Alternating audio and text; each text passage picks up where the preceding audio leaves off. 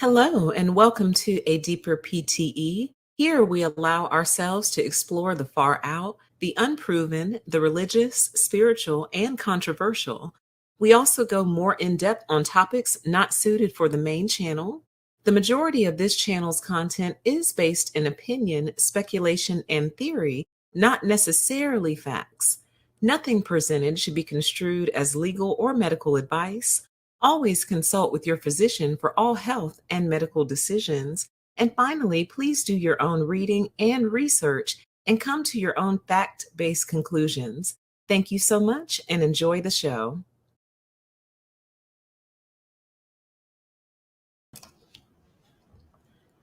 All right. Hello, everybody. Welcome.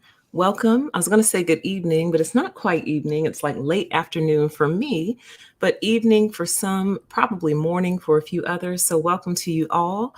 Today is Sunday, December 5th, 2021, and you are now watching A Deeper PTE. I'm your host.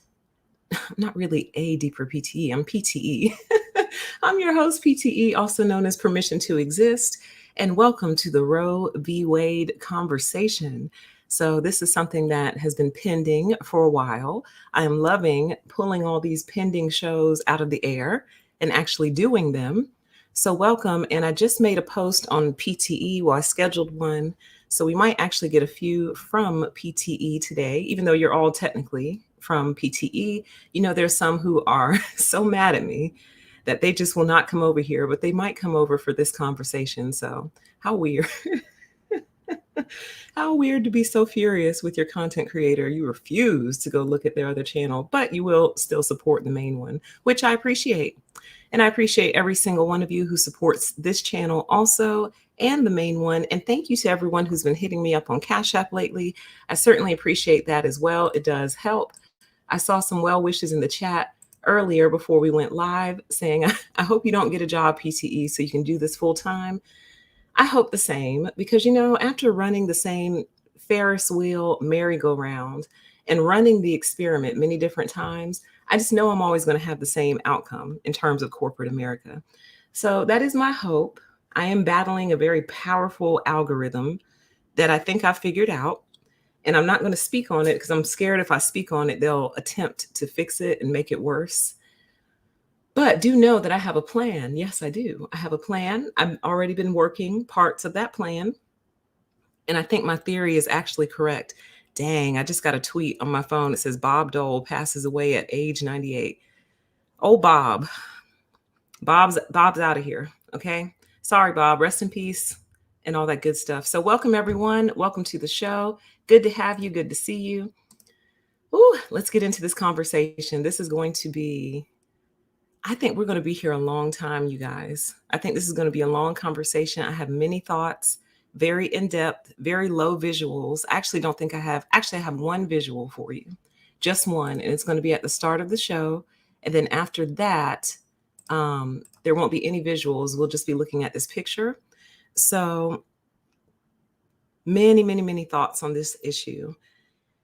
So I want to start off the show by welcoming my right-wing audience. Hello to all my right-wingers. I know I've attracted quite a few of you over the past couple of months in regard to this vaccine issue, and nothing about that has changed. My opinion about that remains the same. We remain aligned on that issue, okay? But I recognize a lot of my right-wing audience is very, very against abortion, strongly against abortion. And I hope you don't leave. I hope you'll stay, and I hope you'll hear me out. And I also hope that you'll participate in the chat. I'm not here to try to convince you to be anti-abortion. I'm not. I recognize that that's something that some of you have been your whole life, and that's not going to change. So I'm not here to try to convince you to be something that you're not. All I'm here to offer is the other perspective that you're not considering, the other perspective that the media will not share with you. And once we get all that out of the way, I want to go into a deeper discussion, because when you really consider this in the grand context of everything that's happening right now, you really have to wonder, okay, we're currently living in a time where some countries are putting their entire citizenry who's not vaccinated on lockdown, denying them basic rights and privileges, and they think it's okay.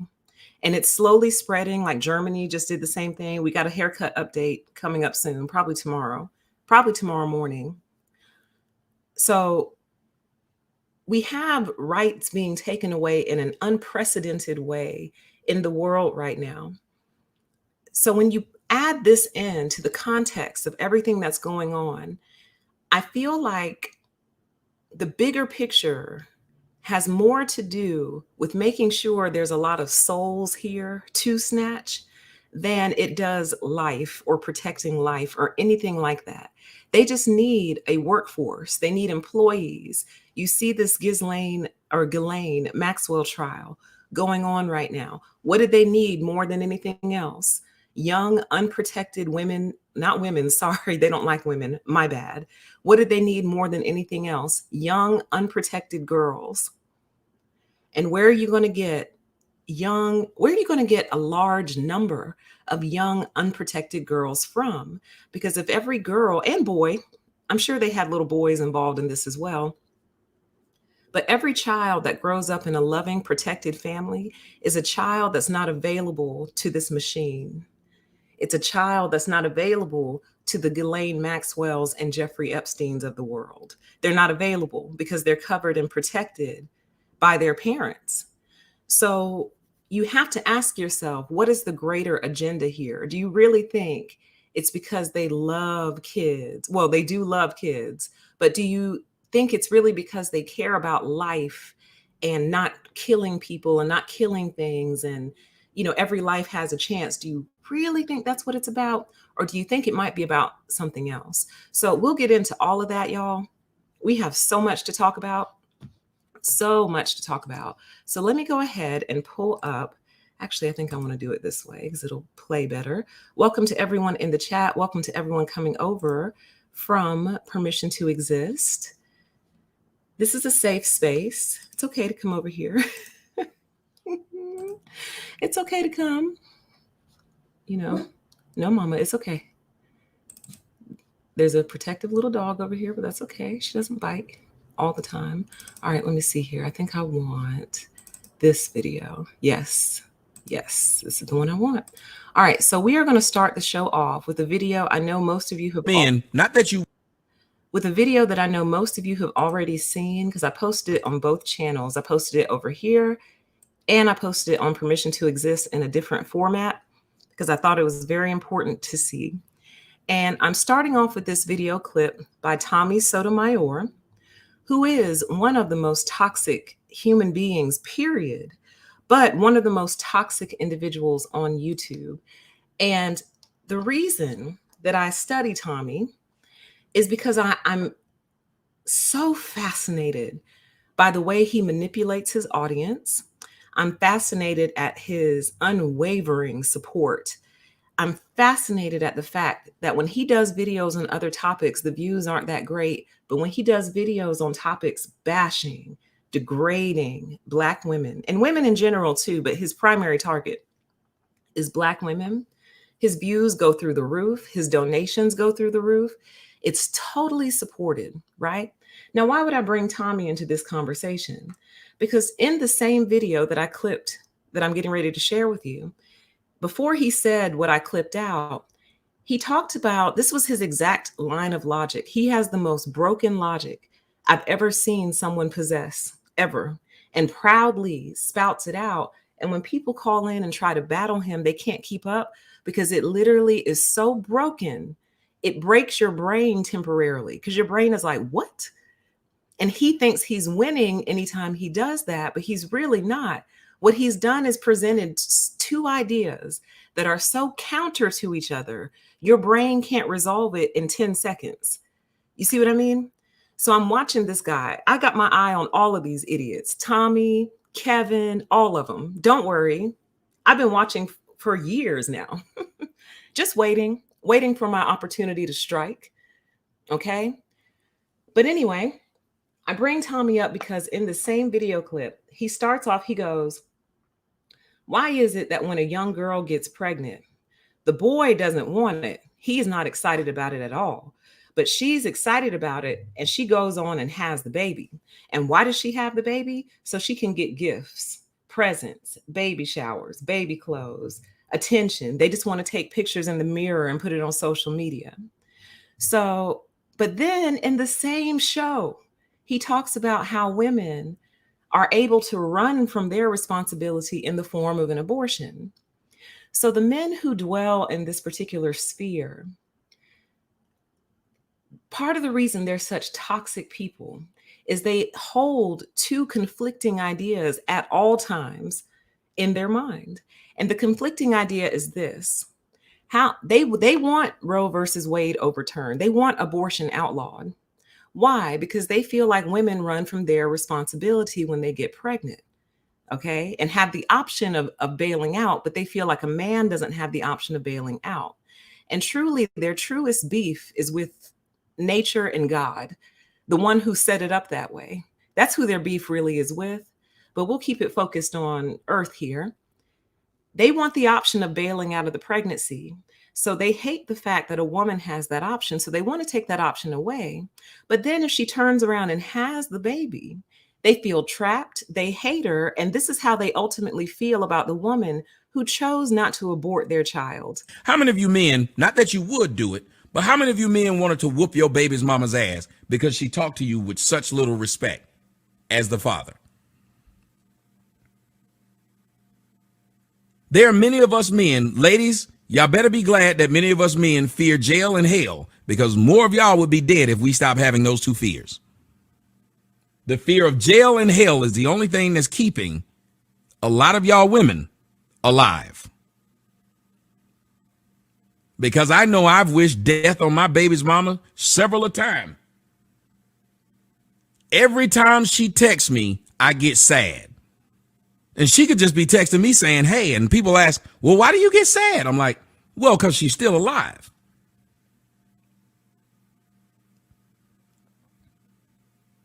I can tell y'all the exact date when I realized that I stopped believing in God. I prayed for her death probably for 3 years straight, and it never happened. So I realized there's no God, or he don't listen to me either way.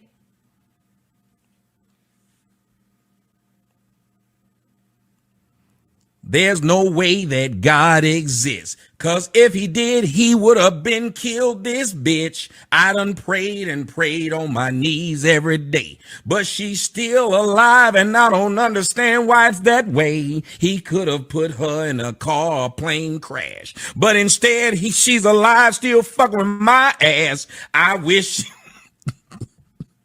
I just don't understand.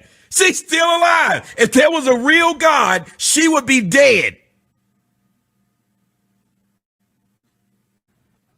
Okay. Now, some of you might say, oh, PTE, he's an entertainer. He's just trying to be funny. Nope. Because you got to understand that that's one clip. Oh my God. Out of thousands. That's just one small piece of Tommy's body of work. It's not the first time he said something like that. Sure, it's not going to be the last. And part of the reason I clipped that out and shared it on both channels is because I wanted to show you guys that that video, which I did not link, and I'm sure some of you wondered why I didn't link it, because I didn't want to drive traffic to his channel, because I knew that some of you would be infuriated by that clip and you would want to go give him a piece of your mind, which is fine. But my thought process was, I don't want to make him more famous. I don't want to drive traffic to his channel and make the algorithm think, oh, people like this. People must want more of this. So I figured if you were interested enough, you would have gone and found it. It wasn't too hard to find. It was only about 20 minutes in to a very recent video he has done, which I see that he is now taken down and replaced with something else, which I'll check out. So I wonder if some of y'all found it anyway. Because he took it down, he changed the title. So some of y'all must have sent some heat his way, okay? But anyway, why do I share that? Why did I share that clip in relation to this whole conversation? Because I don't think a lot of people who are anti-abortion understand what some women are dealing with out here. let me make it more clear. I don't think a lot of my right wing, Caucasian, evangelical, anti abortion listeners understand what we as Black women are going through out here. And this is not just a Black white issue. Obviously, this affects women all over the world. But I don't think you understand how much we become hated when we give birth to our men's children. I don't think you understand how much they change on us. These are the same men who don't want us to give birth to their babies, who want us to get rid of the baby.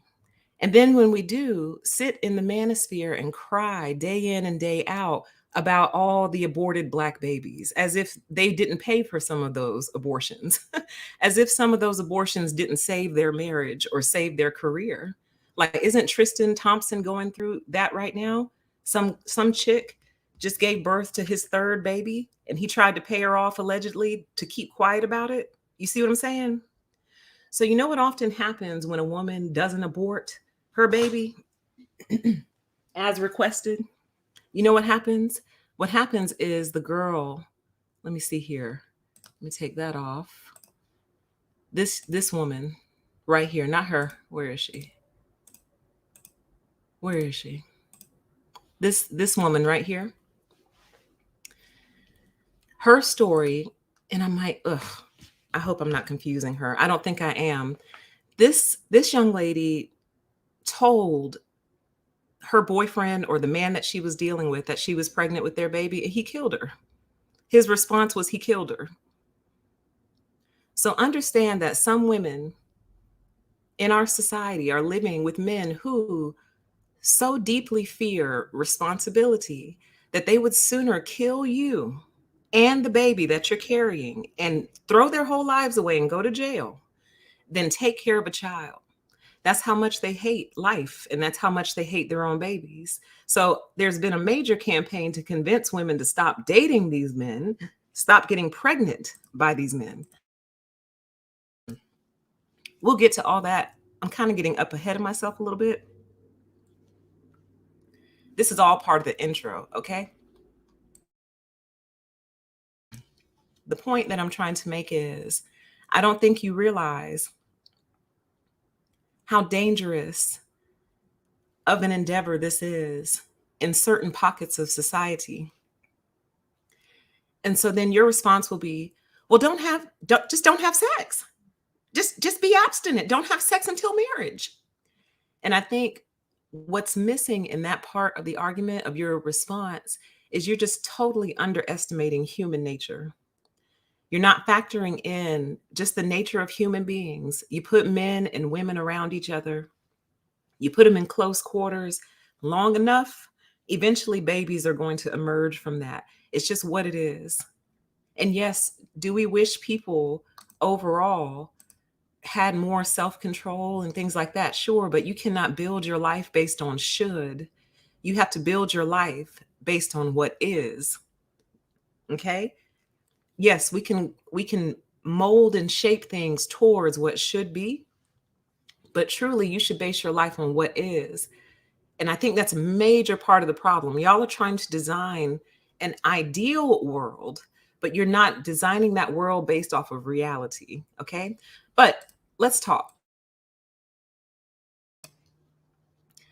So, wanted to start off with that clip just to put this all in context about how some men feel about us actually carrying their babies to term and giving birth to them. They then wish death on us. And as you saw from the multiple clips that were playing during that video, sometimes they go ahead and carry that death out. They're so angry about it. How dare you do this to me? How dare you ruin my life? How dare you hold me accountable? How dare you make me responsible for this? That's your body. That's your womb. You should have not got pregnant. But here's the irony, though. If a woman goes too long without having a baby, let's say she's 35 plus and doesn't have a child, they'll say that something's wrong with her. So they don't look at that woman and go, wow, she controlled her womb. Oh, no, excuse me. They'll say one of two things. They'll either say something's wrong with her, or they will say that she's had multiple abortions, because there's no way a woman could reach that age and never have been pregnant. But I'm here to tell you it happens. It does happen. I meant to say this earlier because I wanted to paint the whole context, but I myself have never been pregnant. Never. I have never been pregnant. I've never felt pregnant, peed on a stick, and found out that I was. Never. If I've ever been pregnant, it happened without my awareness and dismissed itself without my awareness. But I really don't think I have, though. I really don't think I have been. And no, I'm not a virgin. So there's that. I'm a full grown adult woman. So there's that. Part of the reason I've never been pregnant is because it's so funny. I've always maintained a foothold in reality. So, I talked about some of my exes with you guys. And as much as I cared about them, as much as I loved them, I considered the whole picture. And I'm like, I don't think he would be a very good father. Or I don't think he's quite ready for that level of responsibility. So I went out of my way to avoid pregnancy, and I was successful. And I also think that's why I'm single. I think I'm single because I just will not let them deal with me in an unprotected way. That's the classiest way that I can put it to you. I won't let them deal with me in an unprotected way. I demand it. I insist upon it. Because I'm also concerned about STDs. I guess no one else is these days, but I'm also concerned about STDs. I don't want any STDs.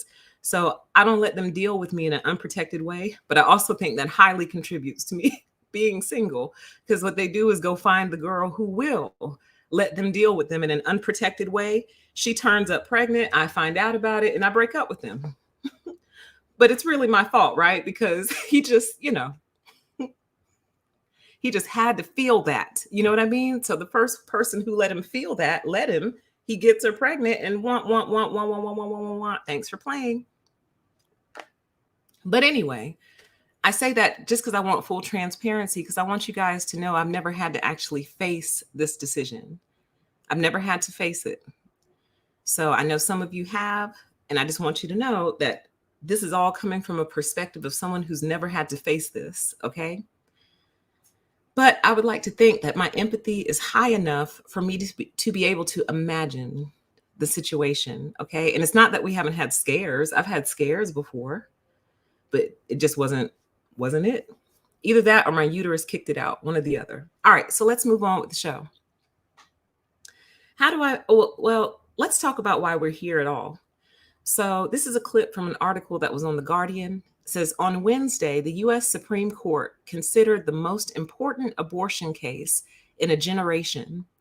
Its final ruling, due in June 2022, could overturn Roe versus Wade and put an end to the constitutional right to an abortion in the U.S. If that happens, and it seems an increasing possibility that it will, more than 65 million U.S. women would immediately lose access to an abortion in their home state, thanks to trigger laws 20 states have in place, okay? So Roe versus Wade is on the table for overturning.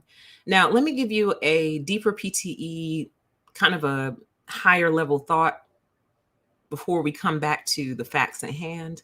Personally, I really feel like these people are trolling us.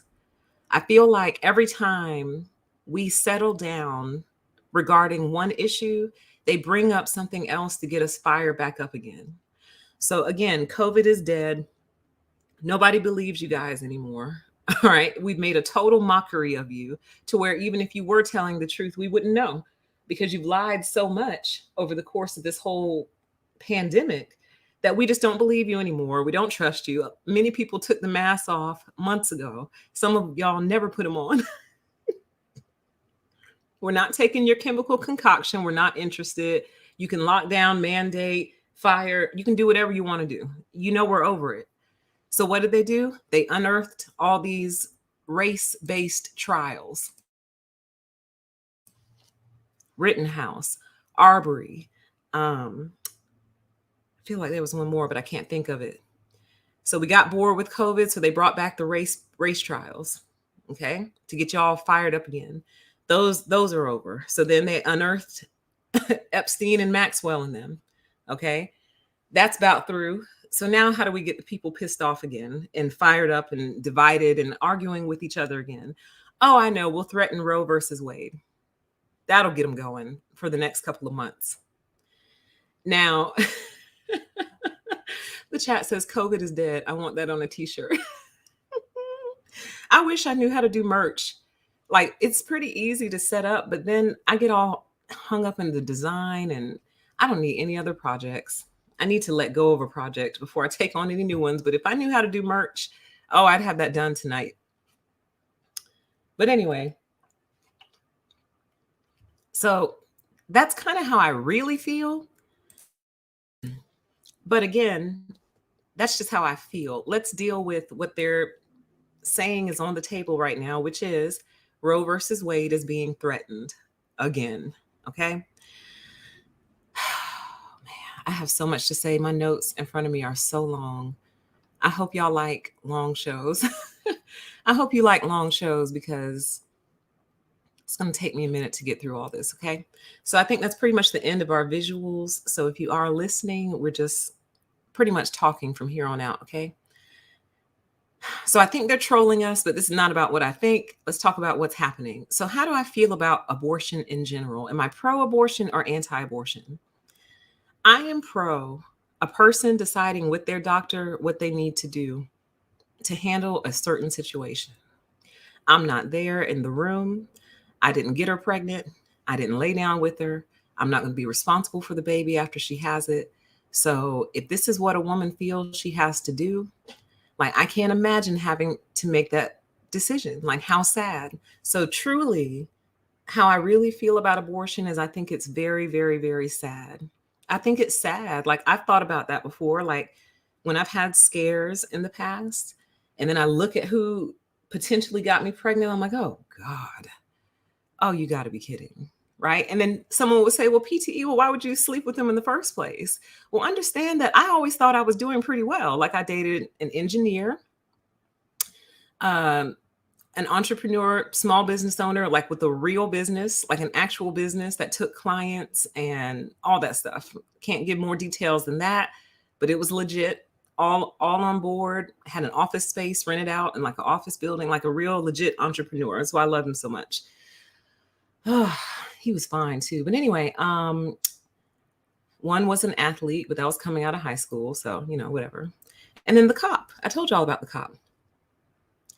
So I don't date low lives, but it's not like the relationships had been perfect to where like it seemed like the natural next step, like, yes, let's have a baby together. Nah, it's like, I think I'm going to break up with you.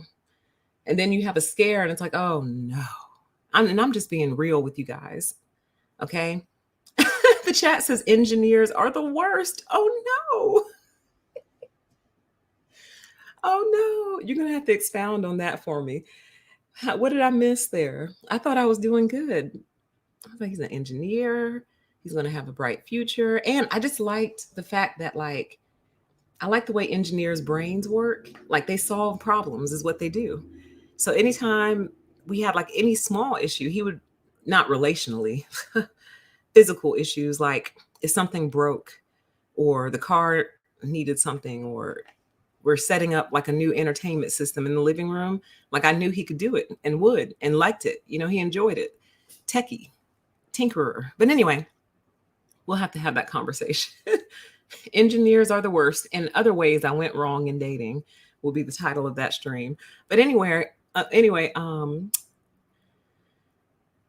suddenly everything becomes very real and you're like, oh God, you?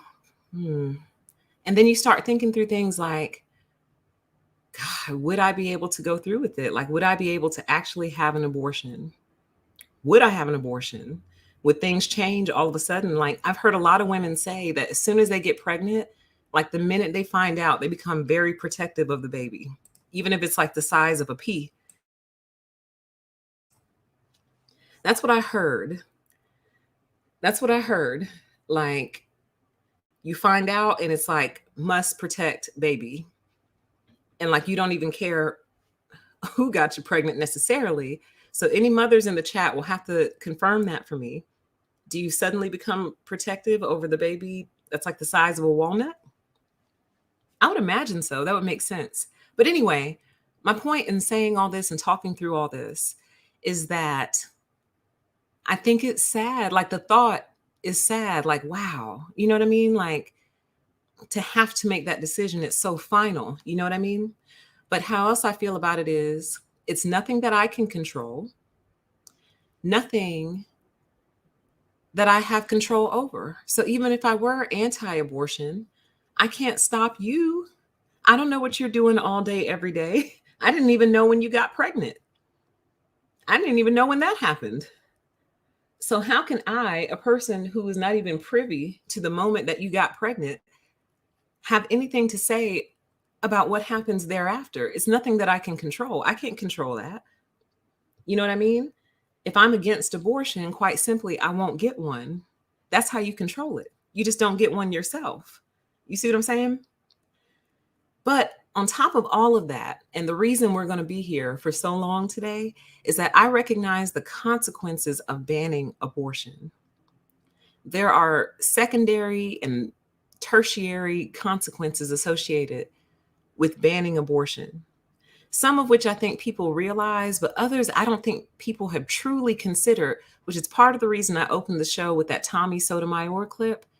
They don't realize, well, don't get ahead of yourself, PTE. Just walk them there, walk them there, walk them there gradually, okay? I recognize the consequences of banning abortion outright and forcing women to give birth anytime they become pregnant, because that's really what it is. Forcing a woman to give birth anytime she becomes pregnant, anytime she becomes pregnant, she has to go through with it. But what's interesting to me is we don't force people to go through with other things. And I want to say something real controversial right here, and I might end up saying it eventually, but I think I'm going to pace myself. But I'll start light. I'll start small, right? We don't force people to deal with their hair color.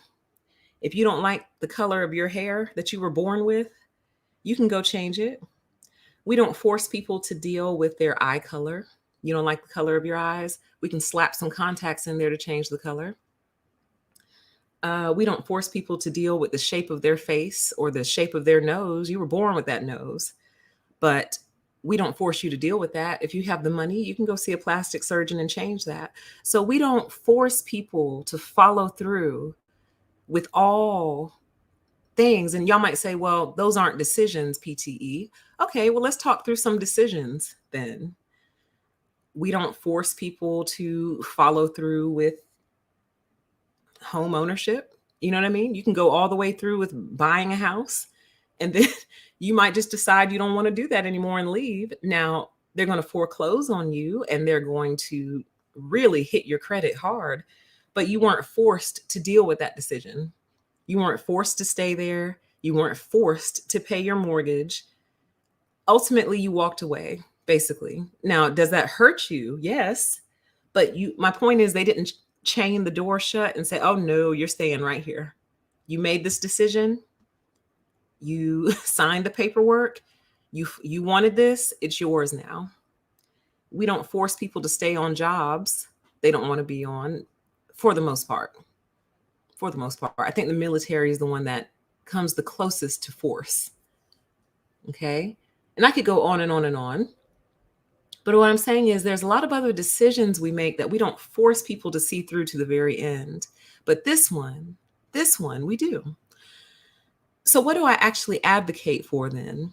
What I advocate for heavily and strongly is, for those who don't want it, the prevention of pregnancy altogether. For those who want to be pregnant, I strongly support your being pregnant and carrying the baby and having the baby. Congratulations. Sincerely. I love babies. I think they're super cute. But for those who don't want that, what I advocate for is the prevention of it altogether. So no fetus has to die, and no one ever has to make that decision because no life was ever formed. That's what I advocate for. pregnancy prevention for those who don't want to be pregnant and don't want to be parents. That's what I advocate for, because once you're pregnant, well, now we got two decisions. Either we're carrying this baby all the way through to the end, or you're going to abort it. So basically, you're already past the point of no return. Because either way, because from what I've heard, women who have abortions, a lot of them never get over it, is what I've heard from the story. They never get over it. They mark like their baby's birthday, what it would have been, and they like mark it every year. And then like sometimes they see kids about that age and it like really messes them up. So that's what I've heard. I don't know if that's always true, but that's what I've heard. So what I'm saying is either way, the damage is done. Either you're having this baby or you're going to have to deal with a lifetime potentially of possible regret. I'm not saying all women regret it. Some women are probably very happy they did it. But I don't know. Again, I've never had to face that decision. So what's my point? To avoid all of that, let's see how we can prevent the pregnancy altogether. Okay. So now, what are some of the consequences and truly the whole purpose of this show? The consequences. What are some of the consequences of forcing birth and forcing a woman to give birth anytime she gets pregnant? That's really how you have to look at it. Because see, the way they want you to frame it in your mind is they want you to picture an irresponsible whore who just goes around sleeping with men all the time, everywhere, in the grocery store, in the park, wherever she sees a lad. She just busts it wide open and gets herself pregnant. And now she wants to reverse that decision. That's really what they think. Okay. That's really what they think about us. All right. So as a result, they frame it like that. Like you're irresponsible and you need to have your baby and stop being such a whore. Okay. When truly what it is you're asking women to give birth anytime they become pregnant. Anytime. And it's that anytime that really carries a lot of weight. Anytime a woman falls pregnant, anytime. So anytime her uterus is carrying a fetus, she has to have it. Okay. So let's talk about some of the consequences of that. I opened up the show with a clip from Tommy Sotomayor because a lot of you don't take into consideration, nor do you consider the harm that is done to women when the father does not want the baby. I don't think you get it. Let's do a quick refresh. Death on my baby's mama several a time. Hold up. Let's start at the beginning. Refresh. How many of you men, not that you would do it, but how many of you men wanted to whoop your baby's mama's ass because she talked to you with such little respect as the father? There are many of us men, ladies, y'all better be glad that many of us men fear jail and hell, because more of y'all would be dead if we stop having those two fears. The fear of jail and hell is the only thing that's keeping a lot of y'all women alive. Because I know I've wished death on my baby's mama several a time. Every time she texts me, I get sad. And she could just be texting me saying, hey, and people ask, well, why do you get sad? I'm like, well, because she's still alive.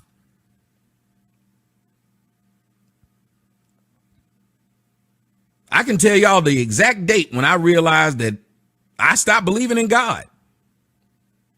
I prayed for her death probably for 3 years straight, and it never happened. So I realized there's no God, or he don't listen to me either way.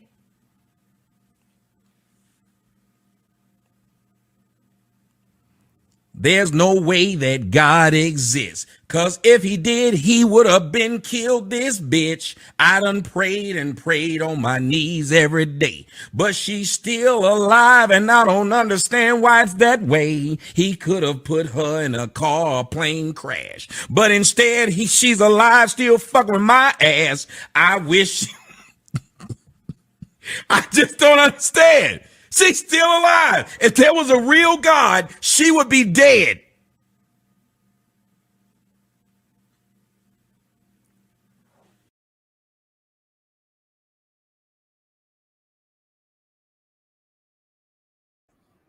And as you can see, a lot of them actually carry through with that wish. They stop waiting on God to kill the mother of their children. They just go ahead and do it themselves, right? And a lot of these deaths occur in the midst of custody battles, which is interesting. Because understand this, a lot of times, excuse me, let me back up, let me rephrase. Men who are similar to Tommy and men who follow Tommy and worship at Tommy's feet, a lot of them want children. They just don't want the woman involved in that process, okay? They don't want to adopt. They want their seed, their legacy, their DNA, but they don't want to deal with the woman in that process. So really what some of them would prefer is for her to give birth to all of the children and then be removed from the picture. That's what they want.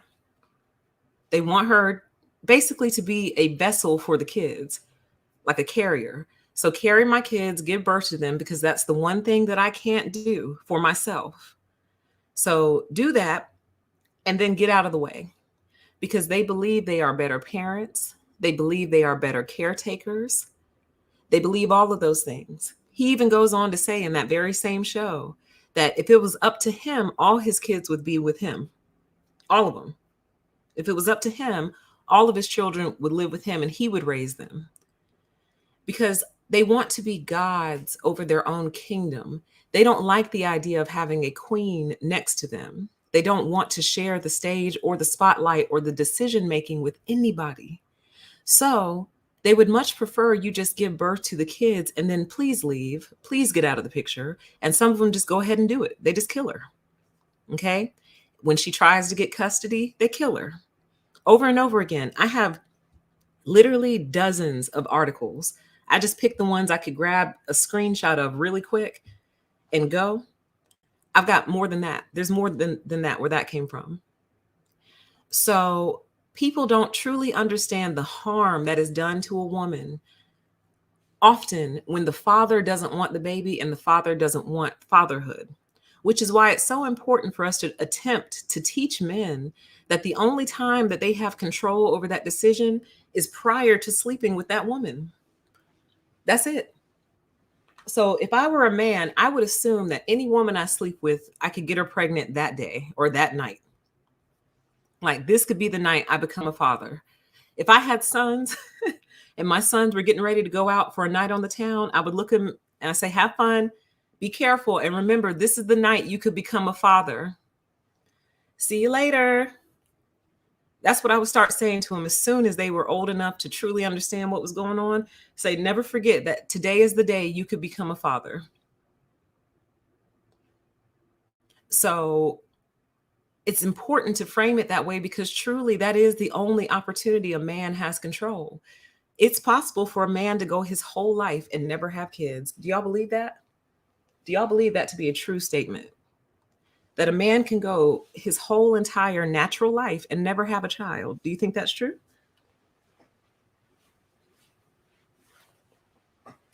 And if you do think that's true, why is it true? Why is it possible for a man to go his whole life and never have a child? Why? And if you think it's not true, why do you think it's not true? Okay. So there's your thought experiment. But I don't think the white Christian evangelicals and even the Black, they're not necessarily evangelicals. They just identify with a lot of the conservative and right-wing principles. People like Tommy. Like Tommy, he claims he doesn't have a political party, but by and large, he aligns with the right wing. He's largely supported by right-wingers, largely. Officer Tatum is another one. Any conservative Black talking head is anti-abortion. You know, oh God, don't get me started. Please don't get me started, y'all. But pro the circumstances that lead to all these out of wedlock children, Tommy in particular. He's so supportive of everything that leads to out of wedlock children. Then when the consequence happens, you're damned if you do and damned if you don't. If you abort, oh, well, then you're just one of these Black hoes who's aborted the whole Black race in America. millions of black babies dead, which, by the way, where are they getting their stats from? They never tell us what the article they're citing. They say that we've aborted more children than anyone else. Where are you getting that from? What study? Are these numbers that Planned Parenthood is publishing? They never cite it. And that's one thing I really, really hate in general about our society. People are like parrots now, and they just pick up a talking point and start repeating it, but they have no foundation in its roots or reality. They don't even know if it's true. They just repeat it. They've been saying this for years now, you guys. Oh, black women have aborted millions of black babies. Really? Where's the data on that? Is there a data set on that? Can I examine it? Where are y'all getting that from? But anyway, they just oh God, it's like beyond narcissism. I don't know what to call it. It's beyond malignant. It's like the perfect evil loop. It's like the perfect loop of evil because there's no exits. There's no off ramps, nothing. So no matter what, you're damned if you do, damned if you don't. If you have the baby, they want to kill you. They want you to die for doing that to them. But then if you abort the baby, you're the worst person on planet Earth for aborting the black race. But you don't want the baby though. Remember? Like it's so sick, you guys. So, and I'm saying all this to say, a lot of you don't realize what we're actually going through with these men. And I'm not just talking about black men. It's not, you saw that it wasn't just black men on that little clip we just looked at. It's black, white, Hispanic, I'm sure Asian as well. This is a mentality that has infected men, period. So when a woman falls pregnant, she may not have known that that's what she was dealing with. Because understand, myself and those of you who watch this channel and others, you guys go in depth. We go in depth on issues. We look deeply into things. You must understand that most people do not look this deeply into things. I was catching up with an old friend the other day, same age. And I asked her if she had heard, because she was asking me about her relationship. She was asking for some advice. And I asked her, had she heard of Kevin Samuels? And she was like, did we go to school with him? I said, oh, sweetie. Oh, sugar. No, honey, we didn't go to school with him. She literally had no idea who he was, you guys. No idea. And I know it's possible, like maybe some of my European viewers don't know who he is. But if you're an American, and in particular, if you're an African-American female, you know who Kevin Samuels is, or you should anyway. Do you see what I'm saying? So when I asked my friend, this old friend I'm catching up with, and she's asking me questions about her boyfriend or husband rather, I said, have you heard of Kevin Samuels? She goes, no, did we go to school with him? Mm-mm. I'll do it for you. I'm sure it'll come up at some point in time in the show, Daniel. So you see what I'm saying? Everyone doesn't know this stuff, you guys. So it is very easy for a woman who doesn't spend any time on YouTube, doesn't go to debates, doesn't read chat threads, not interested, to not know that any of this is going on behind the scenes. Do you see what I'm saying? So it's easy to get caught up with a man like this, then discover that he's the type of guy who wouldn't want you to have the baby. You understand what I'm saying? He's the type of guy who would rather you go get an abortion than shame you for the abortion. That's what we're dealing with out here. You need to know that, okay? So now let's move on to the next guaranteed consequence of all of this. I don't think anyone is factoring in or calculating the psychological harm that will be done to having such a large number of unwanted children that were forced to be here. So here's something that you need to take into consideration. There are people here now who their parents really didn't want them, but either they didn't have time for an abortion, they found out too late, you know what I mean? Some people say they didn't know they were pregnant, which apparently happens. Whatever the reason, the child got born. And that child has been resented every single day of their life since the day that they were born. Why? Because they weren't wanted. And again, for one reason or another, the mom didn't have an abortion. Okay. Again, sometimes they find out too late. Sometimes they don't know they're pregnant till they're like 4 to 6 months. Um, Sometimes they just really, truly don't believe in abortion. They just don't believe in it, but it doesn't make them want the child anymore. So they went ahead, went through with it, and have resented the child every single day of its life since.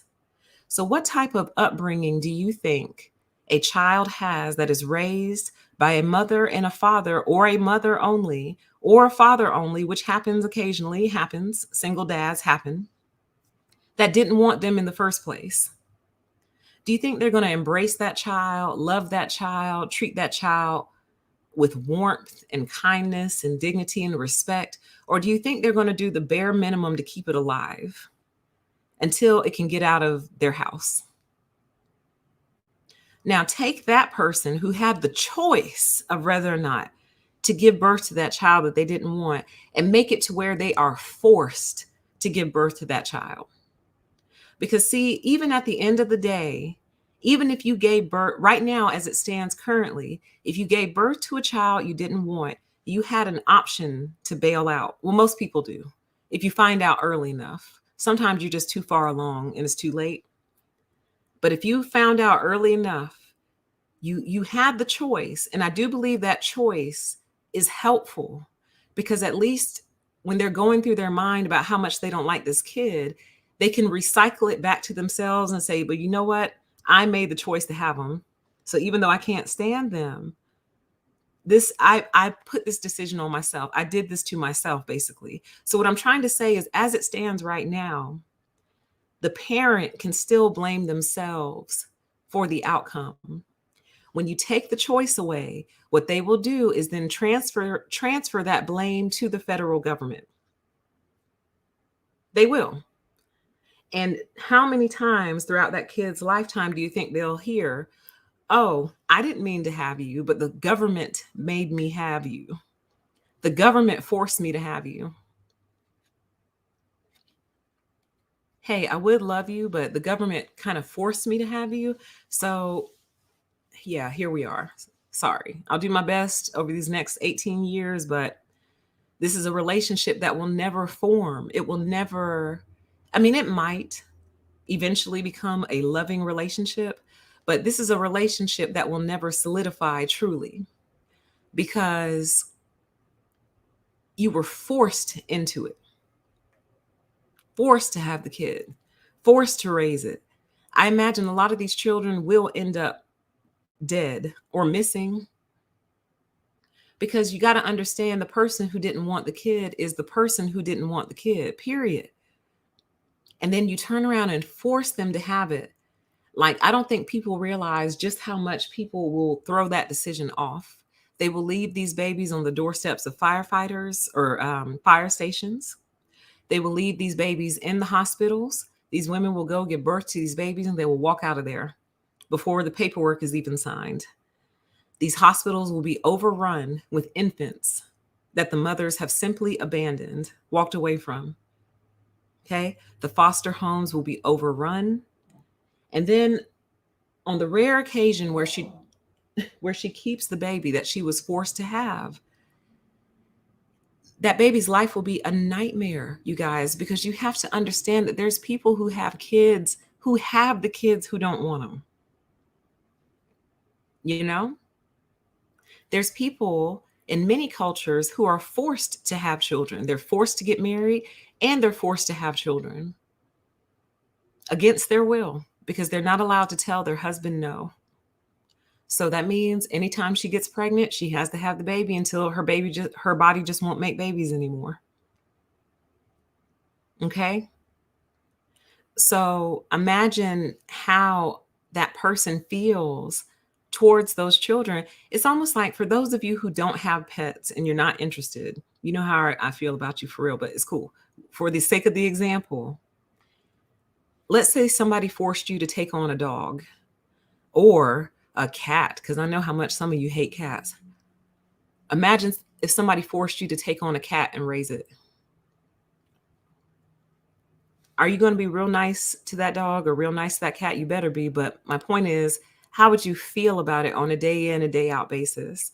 Are you going to care for that animal with joy? Or are you going to care for that animal with resentment? And any human being can attest to the fact that you know when somebody resents you and you know when somebody has contempt for you. You know when someone has contempt for you. You do. You can just feel it. You can feel with it in how they speak to you, how they deal with you, what they do or don't do. You can feel it. So, psychologically, what type of effect do you think that's going to have on that particular generation of kids, the first generation of kids that were forced to be here? Look at the psychological effect it's having now. There's tons of kids here who one parent wanted them, but the other one didn't. So the other one just simply abandoned the kid. Look at the psychological damage that's being done to this generation of children who were unwanted by their fathers. Going back to the Tommy Sotomayor intro, like they say that messes them up for life. Anytime they go to jails and things like that, and they do studies and they survey the prison population, most of them claim their dad wasn't in their life. They claim that. The reason I don't entirely buy it is because I really do think it's a sob story that a lot of people just run to get sympathy. A lot of times their dads were in their life. Their dads were just low lives. So you're just a low life like your daddy was. I don't know why people try to override genetics and act like genetics don't matter. But anyway, a lot of times their dads were in their life. Their dads were just sorry. They were just low lives, and they don't want to ever blame the father. They don't ever want to lay any blame at the feet of the father. That goes strongly against cult rules, okay? Strongly against cult rules. You never blame the father. All blame goes at the feet of the mother, always. To blame dad or to blame the dad is to literally violate the rules of the cult, okay? So anyway, they claim they didn't have a dad in their life, and now they're in prison for life. So if their claims are true, then what that means is we're already looking at what happens to a generation of kids when they are unwanted by even one parent, okay? Not being wanted by even one parent can mess you up. Can you imagine not being wanted by the one who actually gave birth to you and then having to live with her if the government forces the baby to live with you? Like, nope, you can't put it up for foster care, can't put it up for adoption. You got to take it home and raise it. Raise your responsibility. Raise your choices. Okay, so she takes this baby that she didn't want home to raise it. What kind of life do you think that child is going to have? Do you think the father is going to be in that child's life? Because here's my other question. If we force if we force birth, all birth, then are we also going to force the men who got the woman pregnant to be in the child's life? That only seems natural to me. It only seems natural to me. Oh, yeah, and the mom's abandoned too. Mother's abandoned as well. But at large, when you go interview the prison population here in America, most of them claim they didn't have a father in their life, is what they claim. So if that's true, let's look at the outcome of already a generation of kids who were unwanted by one of the parents. Now, double that. Double it when you force every birth. And then are you also going to force the father to be in the child's life? I think you should. I think it should be all chained together. And you know what that's going to produce? Oh man, messiness at the highest levels you can imagine. Because picture this. Picture being a politician who's married and has a very positive public image. He has a wife and 2 kids. He's a philanthropist, you know, always running for some public office and has dreams of being president someday. But he has a little issue with getting his mistresses pregnant. But the beauty of being a politician with lots of money who gets his mistresses pregnant is that you can quite simply and quietly pay for an abortion and give her a little hush money on top of that and keep your public image intact. So what happens when the politicians get their mistresses pregnant and abortions are outlawed? Oh, fun, fun. That means the mistress gets to have the baby. And now that politician who's already married with kids is going to be forced to be in his mistress's baby's life. I like it. I like it. I actually think this could turn out to be very, very entertaining. This could turn out to be really entertaining. All babies have to be born. Oh, wow. That means all deeds and all dirt done under the cover are going to come to light. All these people who are actually trying to pass these anti abortion laws have probably paid for more than one abortion in their lifetime, and certainly within the course of their careers. All these people who like to project that they have perfect families and perfect kids when truly their 16-year-old daughter got pregnant behind the bleachers at school, at private school. Yeah, you can no longer tuck away that little situation. Your all star football or basketball or whatever kid that's headed towards, one of the Ivy League schools to play sports and get his education, but he knocked up the cheerleader. Yeah, I remember that. But you took care of it. You quietly took care of it. Remember that, on a Saturday afternoon so they could both go on to college and have bright futures. Remember that? No more bright future for you, honey. You get to be single, unwed teen mothers like the rest of us. You do. Mhm. Oh, yeah. Yeah. Yep. Fun. I think there could be a lot of fun to be had with this. When all decisions that are made quietly in the dark suddenly have to come to light because all babies must be born. And I think, to make it fair, DNA test the babies, start DNA testing babies just for record's sake, link the baby to the dad. And just like you serve people for other court related issues, go serve him right in front of his family. Hi, sir. I'm from the courts. Yes, you're being summoned. We need to detail out a child care plan for you and your new baby. Yeah, DNA has linked you to the following child. So here's your court date. Oh, hi. Hi, Mrs. Hey, how's it going? These your other kids? Really attractive family. Here's your court date. And, if you want to talk to your family about how they're going to incorporate their new baby sister or baby brother into family gatherings, we want psychologically healthy children. Okay. The chat says, or that self-righteous preacher forced to take care of his side chick's baby. Yeah, when the pastor gets the parishioners pregnant. Fun. Fun. We can baptize the new baby as a congregation. We can have the first lady sitting there, the pastor dad, and the mistress all up front, because you know what? It takes a village. And we can just baptize the new baby as a congregation. Fun. It's so funny to me that the main people advocating against abortion are also some of the people who actually benefit from it the most.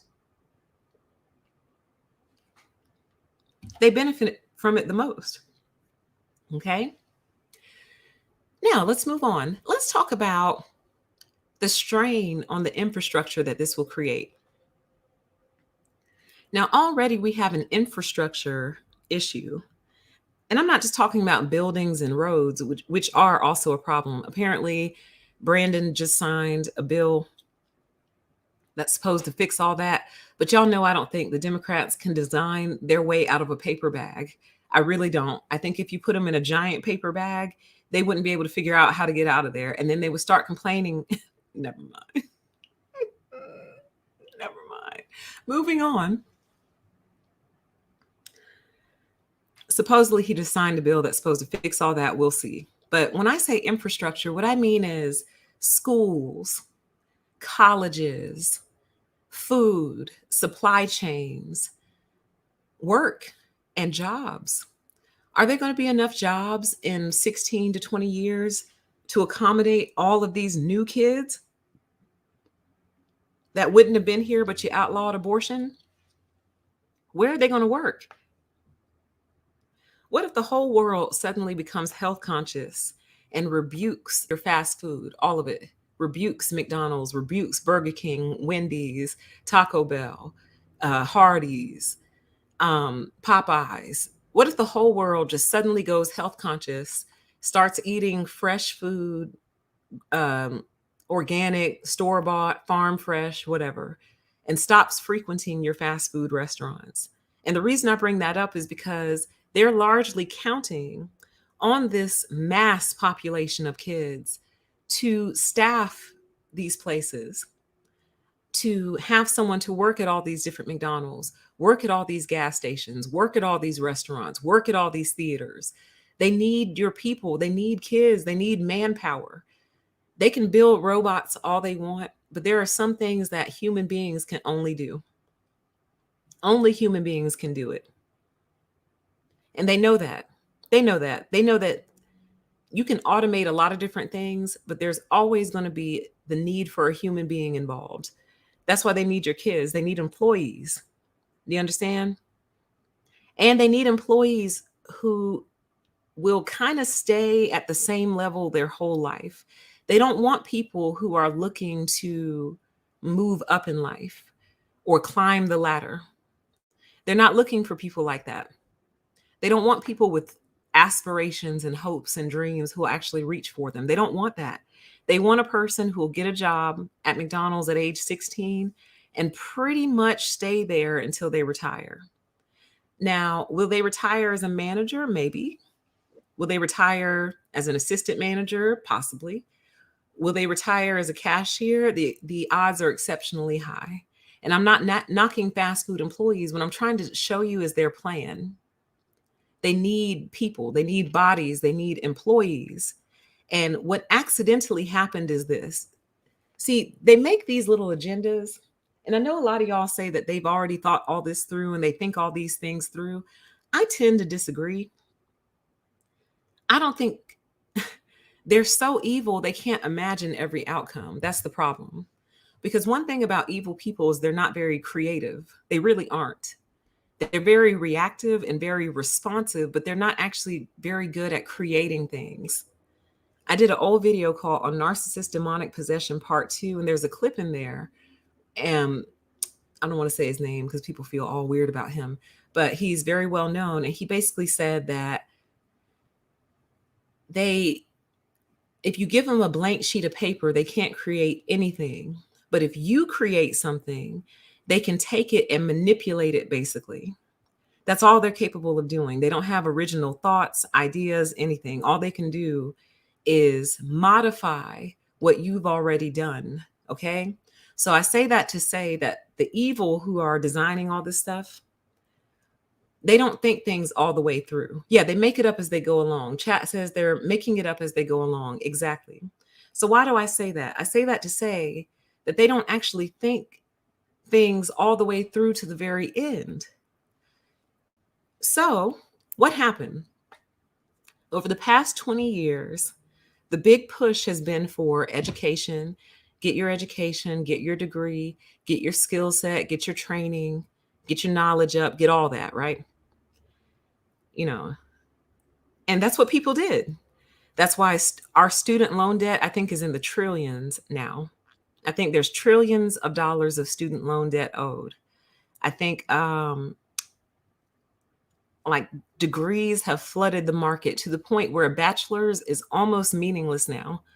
A bachelor's is borderline meaningless. Well, all the degrees are meaningless now because if you don't have a vaccine passport, your degree means nothing, okay? So vaccine passport for the win. You went and spent $100,000 to go to school and you got your PhD. That's real cute. Do you have a vaccine passport? No? Oh, well, your PhD is trash.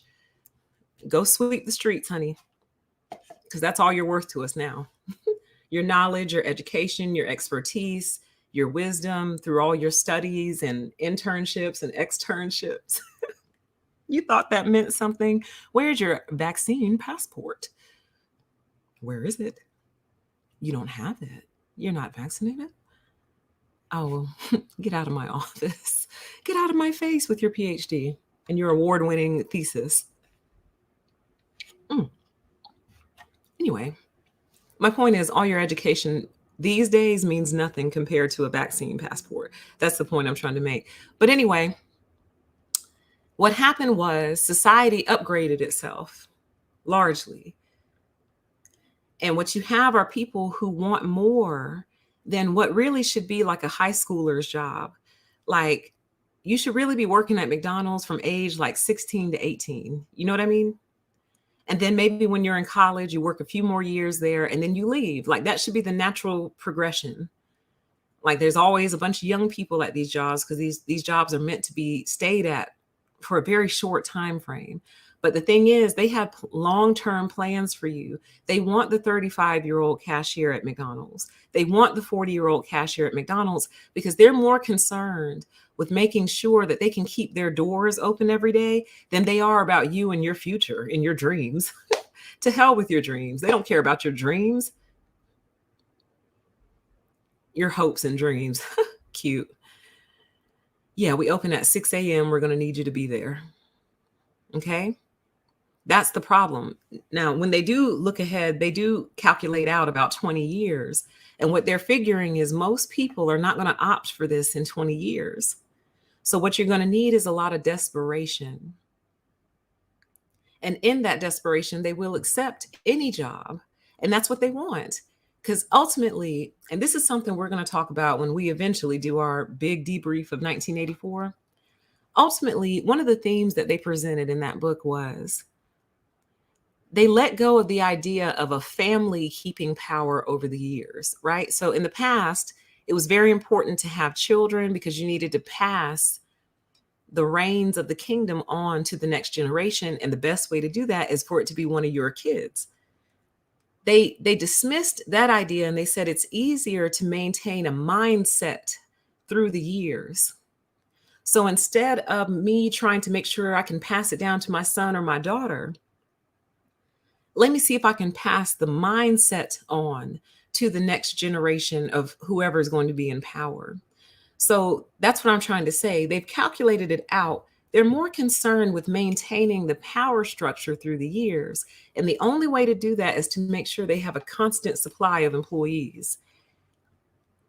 And you and your family, your little family structure, raised your kids and you want them to go to college and get a good job. Well, that doesn't benefit me if I'm running a fast food empire.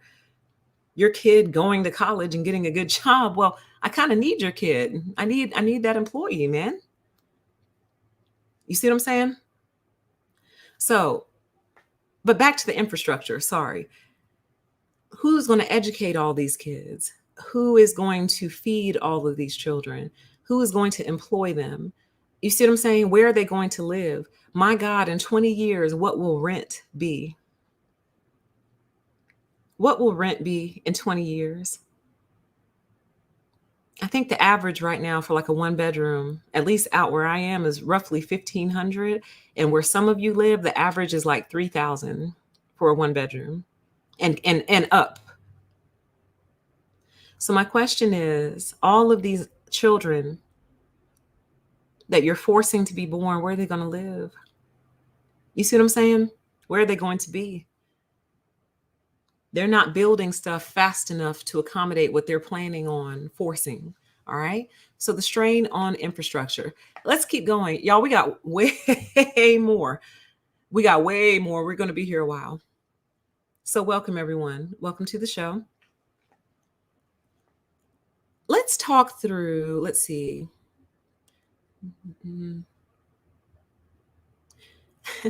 Let's talk about a consequence I know they haven't thought about. I know for a fact they haven't thought about this one, because if they really thought about this one, they would scrap this whole idea. The immediate fallout from reversing Roe versus Wade, of course, will be tremendous. There'll be protests everywhere and all that. If they dig in and double down and, outlaw abortion nationwide, what will eventually happen is women are simply going to stop having sex altogether. They are. They're going to stop sleeping with their husbands. They're going to stop sleeping with their boyfriends, and they're going to stop sleeping.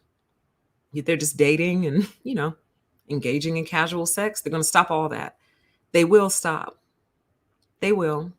Because what will happen is mentally the woman will understand, just like I was telling you, like I would tell my son, today's the day you could become a father. that same mindset will eventually play with her. Like, any sex act could result in a baby, and there's no turning back. So basically, women will start to view sex as a no turning back act. Try saying that 3 times fast. Women will start to view sex as a no turning back act. And the reason they don't necessarily view it like that way now, or the reason it's more so that way for men right now, is because it is for a man, it really is no turning back. So men, you're already there. You're already there. But women, yes, we do have a way out. We do. So that's why women don't see it as a no turning back act.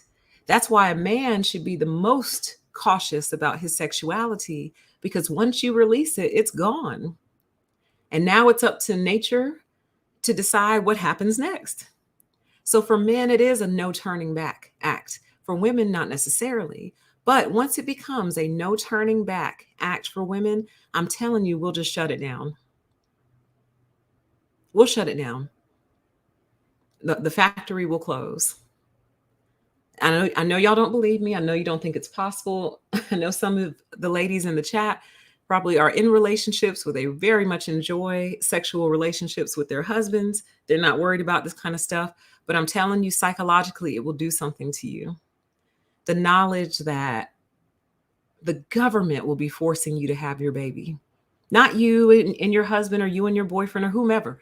The government will be forcing you to have that baby. It will shade it. It will cast a shadow on it, I promise. Now, some of you have had your uterus removed. You're not worried about this at all. And to you, congratulations. You're truly free. But for everyone else, like I told you guys before, I don't like one way out situations. I don't like scenarios. I don't like setups. I don't like one way out type things. So if it's a one way out type situation, I tend to not do it. Like, I won't engage in it, whatever it is. If it's one way out, won't do it. Absolutely. And so that will lead to the very next issue. The chat says, if women shut it down, I imagine sexual assaults will increase. Absolutely, they will. And that just, it kind of, man, there's like multiple themes going on that I'm trying to bring out and merge at the same time. The reason you have to protect abortion rights is for what's in the chat, which is what I just read from the chat. If women shut it down, sexual assaults will increase. It's about the fact that people feel like they have an absolute right to your body and an absolute right to your womb. They have so much to say about it. So see, all these thoughts.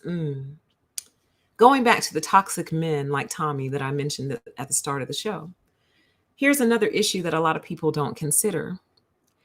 Toxic men like Tommy hate women so much that they want to kill them, as he detailed for you in that clip that I played for you. But when they don't want to kill a woman, they truly want to see a woman suffer. They want to see her suffer. And there's no greater suffering in their mind than you having a baby. Do you understand? To them, that is the ultimate checkmate. To them, that is the ultimate clipping of the wings. What is wing clipping, PTE? Well, when people don't want birds to fly, they clip their wings. So all they can do is hop around the cage and hop around on the ground, but they cannot fly. So him knocking you up and abandoning you is the ultimate clipping of the wings. That's why they hate child support so much, because that's not the plan. The plan was to severely disable your ability to do well in this life. That was the plan. You were on your way to school or in school. You were about to become a nurse. You were about to become a pharmacy tech. You were about to become something. And these men are so consumed with rage and jealousy that if they don't actually kill you, the next best thing that they can do to you is severely hobble your forward progress. How did they do that? By getting you pregnant on purpose. getting you pregnant on purpose, stealthing you. Do you know what stealthing is? So some women demand the usage of condoms, which is great. Bravo. Keep that up. That's very, very good behavior and a very good habit. However, did you know that there are men who will purposely poke holes in the condom to get you pregnant on purpose? As a matter of fact, in California, they have outlawed stealthing. It's against the law in California now to stealth a woman. So I say all that to say it's part of the greater discussion of you're not considering all the consequences of outlawing abortion. Understand that there are men who get women pregnant on purpose because in their mind, a baby is the worst thing that could ever happen to her. And you know it's true because when the manosphere is going on and on and on with their hateful rhetoric that's fully monetized on YouTube, one of the things that they like to tell women the most is that if you've had a baby, that's it. That's a wrap for you. You're unwanted, you're unworthy, you're not credible, and not deserving of a relationship with what they call a high quality man or a high value man because you had a baby. So to them, you are the most tainted thing on planet Earth. So if a man really hates a woman and he's toxic like these men are, he's going to try to get her pregnant because he doesn't care about his kid. He really doesn't. He likes the idea of his kid being out there. He hopes his kid becomes rich so he can go leech off his kid later in life. But ultimately, he really doesn't care about his kid. It's about getting back at you. So if he's sincerely jealous, truly hateful and spiteful, he's going to try to get you pregnant because to him, that's the worst thing that can happen to a woman, becoming a single mother. You're tainted now. So to him, he's tainted you for all other men. You understand? He's tainted you. He now feels like he has authority and access to you because you're the mother of his child. So it's the ultimate handcuff. It's the ultimate trapping, if you will. And the courts would agree, like a man has to see his child, right? So if he has to see his child, he has to see you. Oh my God, what a nightmare. Oh my God, like it gives me panic attacks. That's why I've always gone out of my way to prevent pregnancy altogether, because the idea of being permanently stuck to a demon like this makes me sad. It depresses me in ways I can't even describe to you. Because yeah, a child has to see their dad. You can't you legally can't keep a kid from their father. And morally and ethically, you probably shouldn't either. But if the father's a demon, what are you supposed to do? You see, I never wanted to have to make that decision. So I went out of my way to prevent pregnancy from taking place because I just have always known how evil these people were. I just didn't know the depths, but I knew that something wasn't right. But anyway, babies are often used to trap women. Trap them. Keep them from growing, keep them from succeeding, keep her from starting that business, keep her from getting her cosmetology license or whatever, keep her from breaking free. So he saddled her down with a kid that he never really planned on being there for. It was about getting back at you and tainting you for all other men in his eyes. That's what it was about. So I say all this and I detail this because I need you to understand the many different reasons why women end up getting abortions sometimes. They don't want to be trapped with an abusive man who they may not have known was abusive until they found out she was pregnant. Think about how many stories you've heard of a woman finding out that she was pregnant and the relationship coming to an end shortly after. How many times have you heard that story or seen that story play out? Or after the baby is born, the relationship coming to a sudden, abrupt end. Why do you think that happens? Like, you really think people are that bad a judge of character? Now, listen, a lot of men who are toxic like this are very good actors, but also keep in mind what I told you at the start of the show. Many women don't go this deep, you guys. Like my old friend that I told you I was catching up with, when I said, does he listen to Kevin? Or I said, have you heard of Kevin Samuels? And she asked, no. Did we go to school with him? You see what I'm saying? They don't know. They just do not know. They don't know. They don't know the depths. And then, especially if you're a Christian evangelical who's been married to your high school sweetheart for 12 years, and you just can't imagine why somebody wouldn't want to have a baby, you don't know what these people are out here going through. You don't know that there's women out here whose partner, as soon as they find out she's pregnant, completely flips. And as I was showing you earlier, will kill her sometimes or set up accidents to have her killed. Wasn't that was it Ray Caruth? Y'all help me out in the chat. Was it Ray Caruth that tried to have his pregnant girlfriend or ex-girlfriend or whatever killed? And didn't he successfully kill her, but the baby lived? Or something like that? Is my memory serving me correctly? But do you see what I mean? Now, this man has money. You think he'd be like, oh, well, a kid, no problem. You know, I have it. I can take care of my child. But no, they hate life. They hate their own kids. They hate responsibility. Who would want to give birth to a child for a man that hates responsibility? Who? And you don't discover it until after you get pregnant. You see what I mean? So then you would say, well, PTE, well, that's why it's so important to wait to get married to have a baby, and then you won't deal with these problems. And I would say you don't understand the depths of this mental illness. It's more than a mental illness. You don't understand the depths of this evil, of this particular type of evil. You don't get it. Because if a man is evil like that and she hasn't had his baby yet, a lot of times they'll flip on you in marriage. I've heard stories of women say that their husband will become jealous of the baby. Jealous, like legit jealous, you guys. Legitimately jealous of the baby, jealous of the attention the baby's getting, jealous of the time, jealous of how tender she deals with the baby, jealous even of how forgiving she is with the baby. So, for example, he might feel like she's real hard on him. And guess what? She might be. I'm not here to say she's not. She might be real hard on him.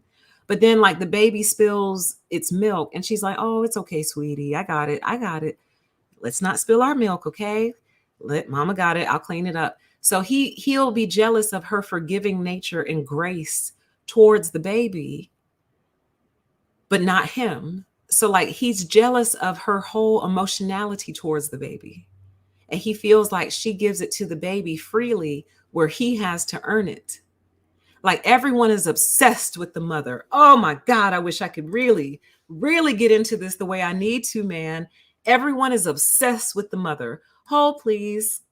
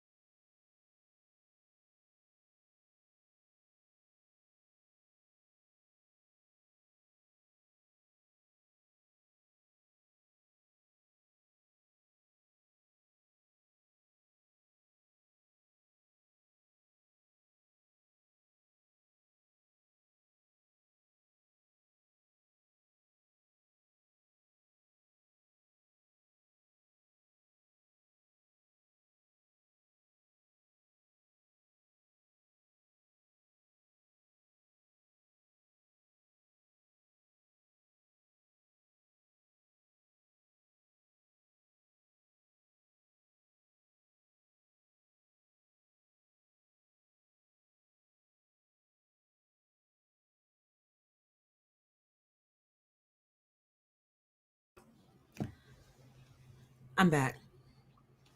When I tell you everyone is obsessed with the mother, I wish I was talented enough to put it into words that would truly make you understand.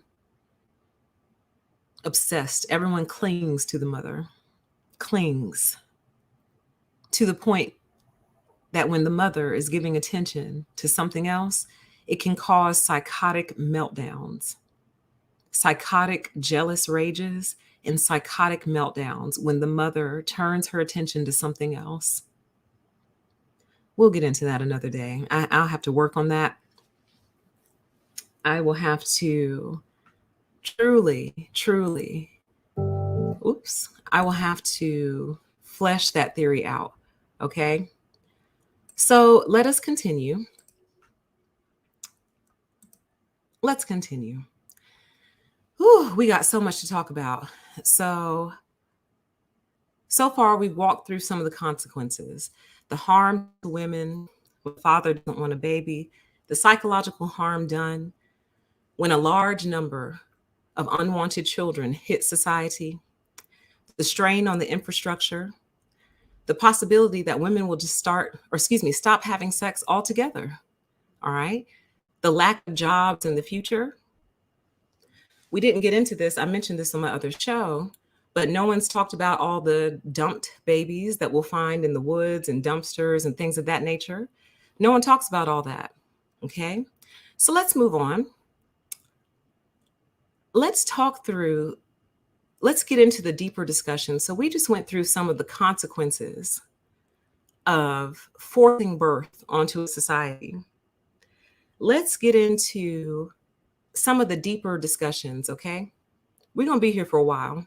So if you like long shows, you found it. Let's talk through some of the hypocrisy of the manosphere, okay? Now, I mentioned it already, but let's get into it a little bit deeper. I want to walk you through their actual mindset, okay? And their line of logic. And it goes a little something like this. You are a worthless baby mama if you have a kid, in particular out of wedlock. But I really do believe they apply it across the board. But if you abort your baby, you are simply running from responsibility. And then if you choose not to have sex at all, you are a prude who no man will want. And if you do somehow happen to get chosen and get married, get used to the idea that your husband will get bored with you sexually and cheat on you, and you need to be supportive of this. So this is the mindset that drives this particular culture, this particular, what could we call them? Toxic population. But they are also very much anti-abortion because they believe that abortion is unfair because it allows a woman to reverse her decision, but it does not allow a man to reverse his unless the woman wants to reverse it. So in other words, if a man doesn't want to have a baby, but she does, well, sorry about your luck. Looks like you're a dad now. But if a woman doesn't want to have a baby, and he does, well, sorry about your luck. Looks like you're not going to have a baby. So to them, that's unfair, but they're literally fighting against nature. Like we don't suddenly become connected when we get pregnant. Like that would be something else, wouldn't it? If like when you have sex, if you become pregnant, like you suddenly attach to that person, you got to walk around like that for 9 months. I mean, now you have a leg to stand on. Like, look, I'm stuck to you also. Like we're literally joined right now. So I don't want to be joined like this for 9 months. So she's like, I don't want to be joined like this for 9 months either. Let's get out of this situation. But it's just not how nature set it up. Nature didn't join you up like seahorses. Is it seahorses who gets attached to each other? Somebody gets attached in nature when they're reproducing. Is it seahorses? Something gets attached. We don't get attached like seahorses, okay? We are separate, which is why it's so important for a man to control his reproduction, because there is no way out for a man. You just got to hope she wants the same thing you do. Because the reverse of that, believe it or not, is a lot of times men actually want the baby, but she doesn't, and she aborts it. And it's not that the argument isn't necessarily valid, but at the same time, that's why it's so important to just simply prevent pregnancy. Because once she has it, that's it. It's up to her now. She has the ball, basically. Is she going to run and complete a touchdown, or is she going to fumble the ball? Who knows? But it's now officially her decision. And they don't like that. So they want to bring abortion to an end because they hate the fact that a woman has that choice. But here's the irony that they haven't thought about, this population of people.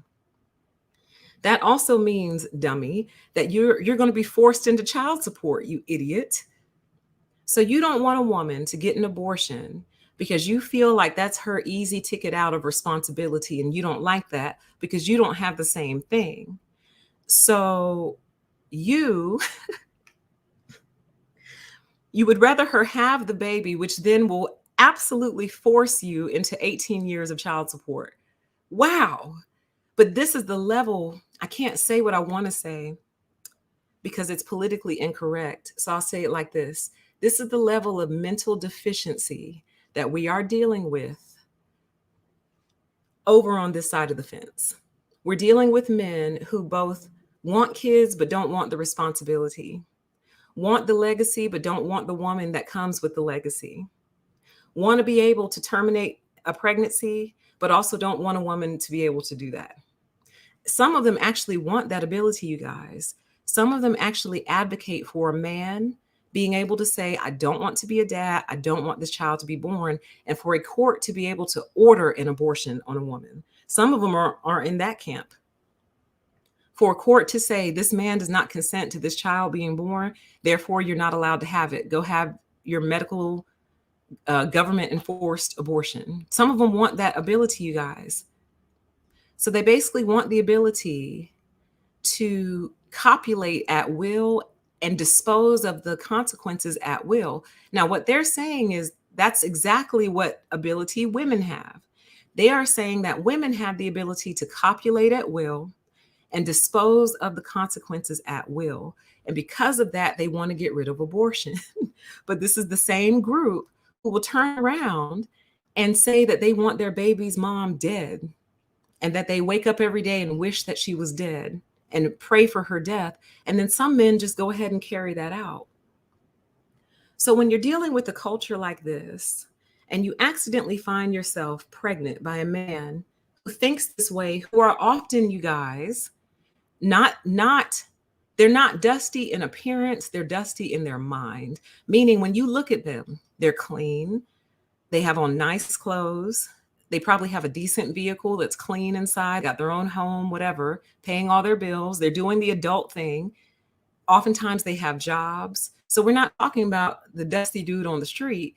We're talking a lot of times about guys in corporate, guys with good jobs. These men have been infected at every level, from the top all the way to the bottom, you guys. Okay? So when a woman finds herself suddenly pregnant by a man like this, I think you're going to want her to have the option of bailing out, because you basically produce a Tommy Sotomayor is what you do. You create a Tommy, because according to him, and I don't know if this is me trying to recall what he said, but apparently he is the child of a man who was already married. Now I would have to go double check to see if that is correct. I'm not sure. But apparently his dad was already married, already in a relationship, and his mom got pregnant with him. So a Tommy Sotomayor is what is created out of that situation. Do you see what I'm saying? He's angry. He's filled with hate. Y'all are saying, yep, so it must be true. He's angry, or maybe that was something else. He's angry. He's filled with hate. He hates women. He hates Black women. But oddly, he puts no fault at the feet of his father. He doesn't. He doesn't blame his dad one bit. Or at least I've never heard him blame his dad. He blames his mom exclusively. Hates her, says so on the air. Like, that's what is created out of situations like this. Absolutely. The chat says, so basically he wishes he was never born. Absolutely. Because it sounds like his life has been pretty chaotic, but a lot of the chaos in his life he creates. They're going to have to find a way to regulate this. I know we were talking about free speech and how important it is to protect, and I still believe that, but we have to find a way to regulate the psychological mind fucking that is going on with people like Tommy, because what Tommy does is he complains about the outcomes of the things that he advocates for. He advocates dealing with hoes. He advocates men sleeping with this woman and that woman. He advocates promiscuity. He's like a low-level porn star. So he advocates for absolutely everything that creates the outcomes that he complains about. It's insane to me. And they're all like that, though. So to them, it's perfectly fine for a man to sleep around, you know what I mean, until he feels like he's ready to settle down with a woman he's deemed worthy. It's like, who wants that dirty penis? I don't want that. You don't have that thing everywhere. You've had that thing all over the community. And you somehow think that makes you high value still? Gross. No, there's not enough baths in the world that can wash all that energy off. But anyway, when he's through sleeping around and finds an untainted woman worthy of marriage, you know, that's fine. But in that sleeping around, they usually create at least one or two pregnancies, at least one or two. But it's okay with them. So they literally advocate for the things that create the outcomes that they complain about. So currently they're advocating for to get rid of abortion. You would think that this group of men would be the most pro-abortion group of men on the planet. You would think that, right? But quite contrary, they are anti-abortion because they feel like that's a punishment to women being whores. But they don't realize that in being anti-abortion, you're also pro-child support, because that's all that's going to happen to you. If a government is forcing a woman to have a baby, well, guess what? They're also going to force you to pay for it, buddy. They're going to force you to pay for it, pal. You think they're going to pay for all these kids? I have a feeling they'll make it to where even if a woman puts her child up for adoption, they'll tax the parents. So they'll DNA test the baby, put it up for adoption. And until that baby is adopted, they'll just tax the mom and dad of the baby. Like, oh, no problem. We'll put your baby up for adoption, but we're going to garnish your paychecks.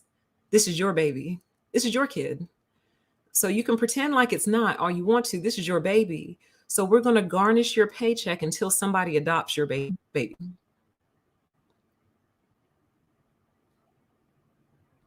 We're going to tax you one way or another. So if you put your baby up for adoption, you put it up for foster care, that's cool. We'll tax you until the baby finds a new set of parents. Okay? That's how they're going to do it. So they're advocating for the very thing that they complain about ultimately, which is child support. But here's also what I'm trying to tell you guys. We're dealing with a situation that has gone so toxic and it's so bad that once the government forces the birth, then forces both parents probably on child support, some men will just simply make the decision to kill her or kill the baby or both, because they would rather go to jail than spend a life or spend any time in their life being responsible for this kid and the woman that made it. They'd rather go to jail.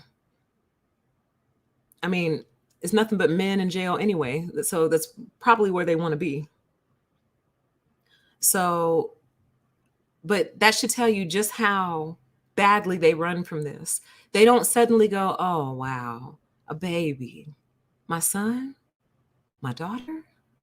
Wow, I'm going to be a dad. Oh, that's cool. We could do a lot of fun things together. Yeah, I'm going to raise my kid.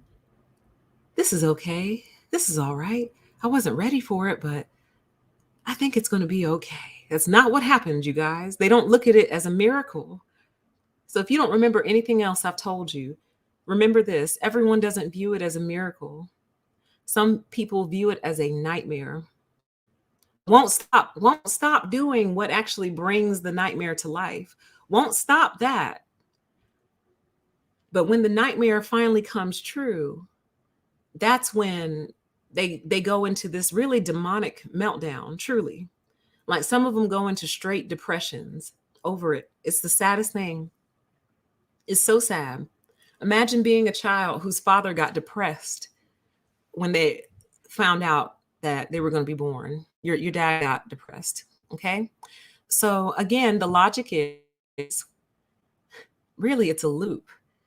So let's start at the other end of the loop. So you choose not to have sex at all, or you're saving it till marriage or whatever.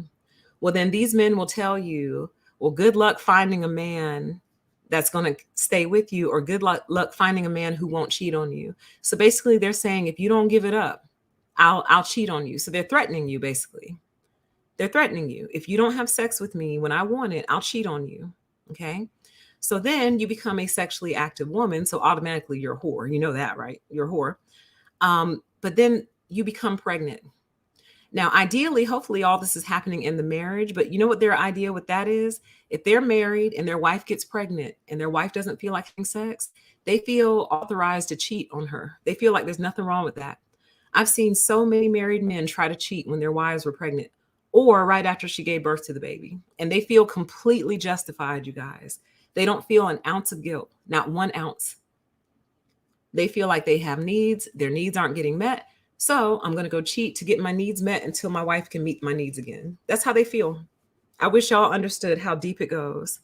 But anyway, we're running on the assumption that the woman's not married, okay? So she becomes sexually active because, she doesn't want to get cheated on. Then she gets pregnant, right? He doesn't want the baby. Well, a baby is forming. So she has two choices, have it or abort. If she aborts the baby, well, she's a whore who's running from responsibility. But if she chooses to have the baby, she's a woman who destroyed a man's life by making him responsible for a child that he didn't want and didn't prevent having, but she chose to ruin his life. And then if she chooses not to have sex at all, of course, well, you're not going to get picked, girl. What, you trying to be in a relationship? You don't have sex? Oh, what a perfect way to put it. The logic of the patriarchy. Absolutely. You're damned if you do and you're damned if you don't. So when y'all see women who just don't give a fuck, they just don't care.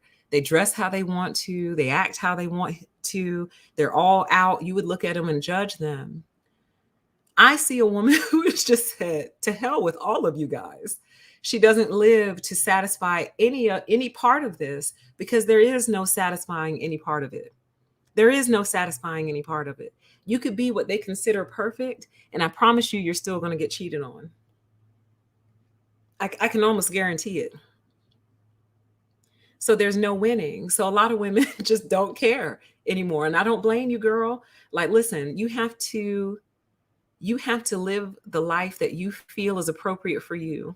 You judge yourself.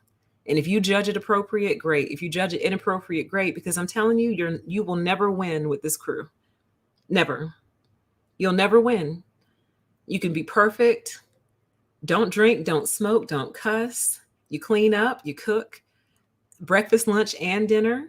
You're pure and untainted. You could be all of those things. And if you marry a toxic man, I'm not saying all men are like this, but this community is growing.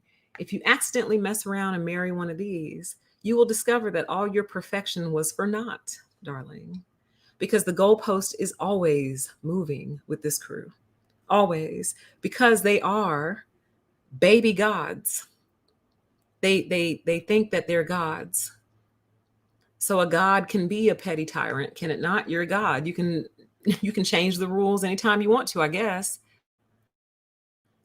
All right, let's keep going. There's more. I got more for you. So kind of moving away from the discussion about men, the men in this conversation, let's just go back more general, okay? Let's go back more general to a conversation more geared toward the actual pro-lifers, okay? The truth of the matter is, most of you are actually simply pro-birth. And that's really what it comes down to. You're pro-birth. You just hate the idea of a baby being killed in the womb. You want to see that life come out. But after that, it's almost like going to a fireworks show, right? So you go, you drive, you park, you walk, you put your lawn chairs out or your towels, you sit, you got your little snacks or whatever. Then the fireworks show starts and it's like, ooh, ooh, look at that one. Oh, that's so cool. And then as soon as it's over, you pack up and walk away. You don't stick around. You don't clean up the fireworks. You don't go find all the spent canisters. You don't go down to the river and clean all the debris and litter out from the fireworks and the confetti and stuff. You just pack up and leave. That's pretty much how you handle these situations. You desperately want her to keep her baby. And then as soon as it's born, just picture yourself standing at the nursery room window going, oh, look, she's precious. Yeah, she's real precious. She's cute. All right, you ready? Yeah, let's go get some lunch. All right, cool, cool. Nice baby. And that's it. You just want them born. That's it. But you really, truly don't care about life. I did a video on this channel a couple months ago, and I think it's public. Pretty sure it is, but I'll make it public if it's not after the show is over, called On Being Actually Pro-Life. On being pro-life for real. To me, being pro-life is concerned about life at all stages, including post-birth. If you were truly pro-life, we wouldn't be arguing and debating over half of the issues that we're arguing and debating over. We wouldn't be.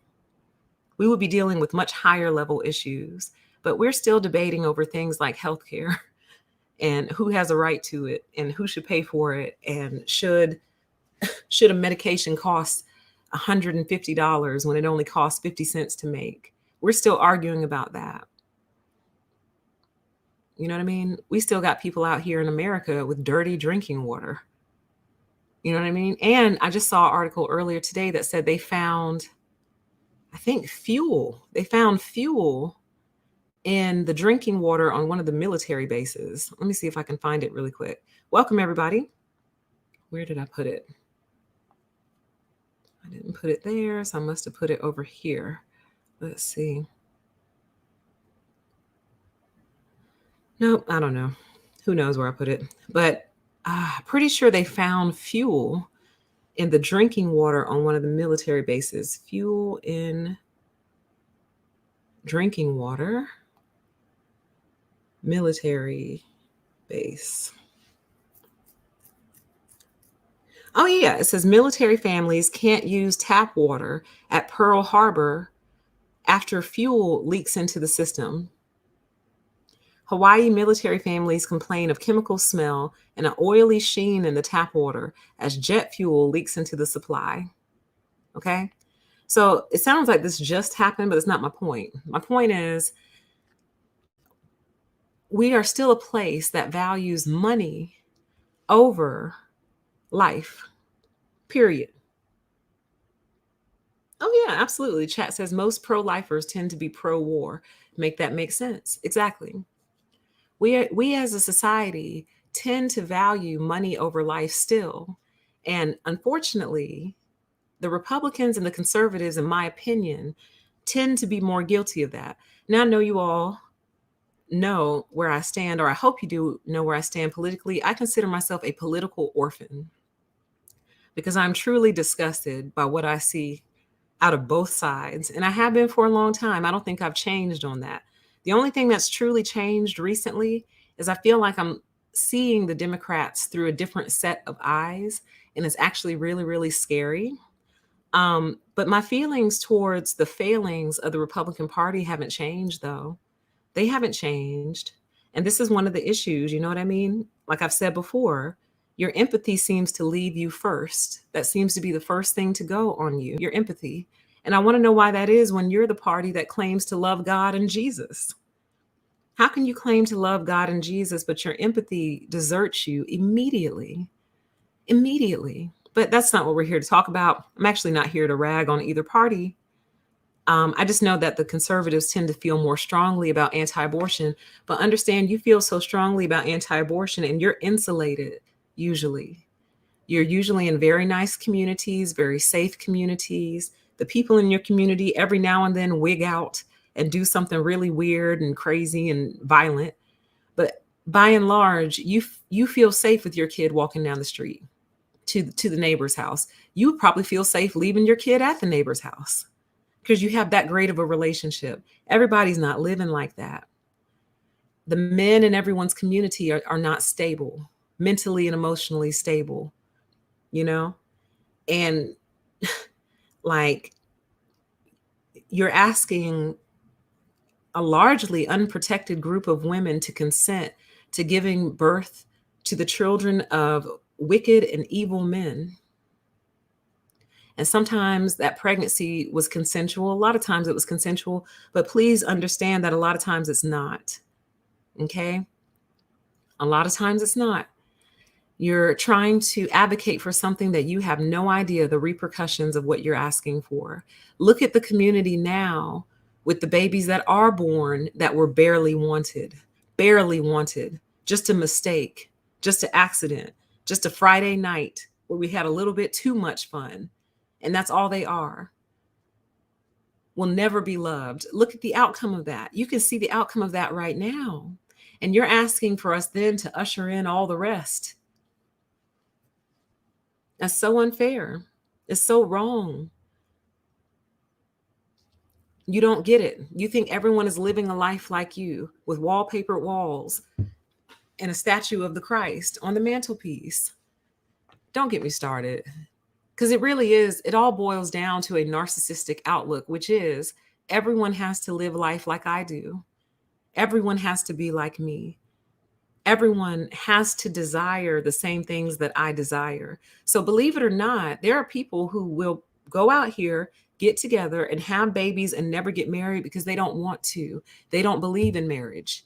They don't believe in the government, government sanction of their relationship. They really don't. So there are families out here who are giving birth to babies out of wedlock, but they're together.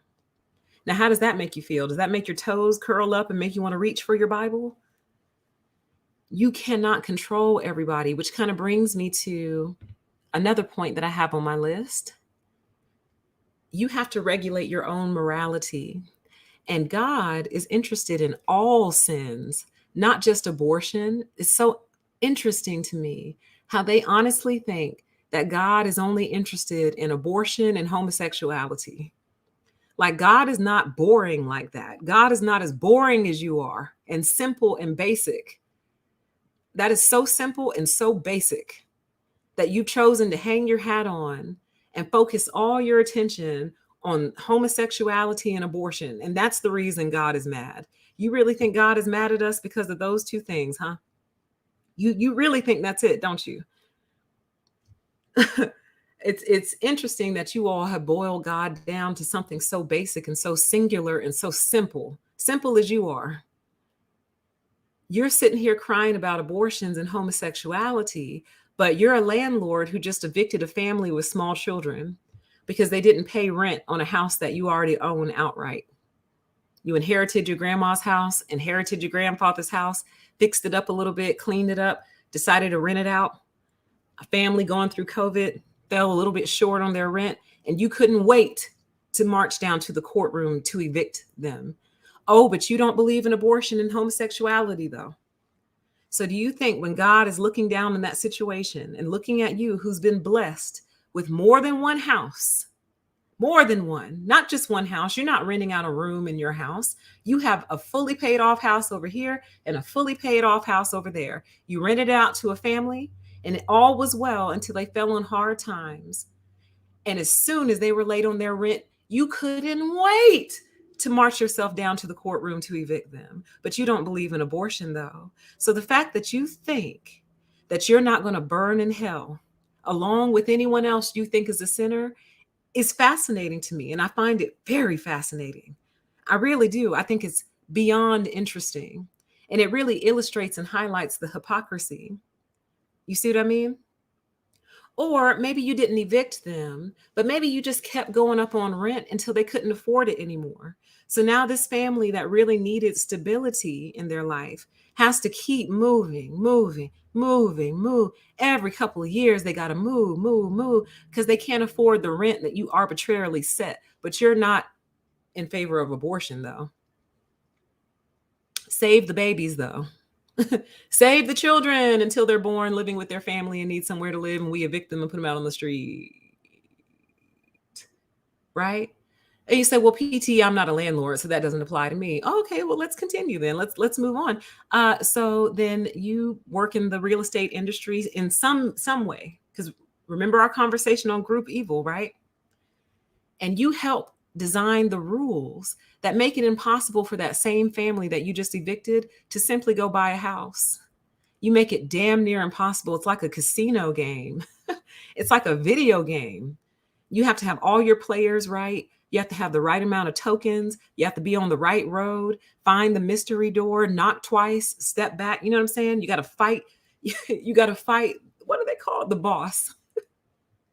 You got to fight the boss at that level and move to the next one just to be able to buy a house in this country. You contribute to that. You play into that. You bought stock. So you have a vested interest in keeping things the way that they are, that make it almost impossible for the same families that you say just need to do the right thing and just need to pull themselves up. Well, they can't, because you've designed laws and rules that make it almost impossible. You think you're not going to burn in hell for that? You think you're not? You think you're not going to burn for all the land that you've destroyed, for the nature that you've destroyed? You think you're not going to burn for that? You think you're not going to burn for slavery and stuff like that you haven't made up for? You think you're not going to burn for that, don't you? You think it's in the past, don't you? You see what I'm saying? So, like, for example, slavery in America still has not been atoned for, and they are adamantly against reparations for slavery, but will hand reparations over to people who crossed the border and were, quote unquote, terrorized by the Trump administration, talking about giving them upwards of $450,000 a piece. You don't think you're going to burn for that? You think that just because you're anti-abortion and you're against homosexuality, God looks at you favorably and will select you to not burn over the people who have had an abortion or maybe identified as gay in this lifetime? Y'all don't understand the Lord at all. You really don't. And a lot of you are going to go straight into the lake of fire for that lack of understanding. You are. You think you are doing something so noble by advocating for all these unborn children. But when you're standing before God on Judgment Day and God says, why shouldn't you burn? You say, well, Lord, I was anti-abortion. And the Lord says, oh, okay. Then pulls up your record and goes, well, wow, you fought education. You fought this, you fought that. You fought healthcare. You fought, for example, that same video that Tommy got clipped out of, he was complaining prior to that clip that I think it's either in Austria or Australia, I'm not sure which one, gives women who have babies $20,000, married or not, right? You don't have to be married. And let me look into that to make sure that's a true statement. But the point is, it's either Australia or Austria. Gives new mothers $20,000. And he's totally against that.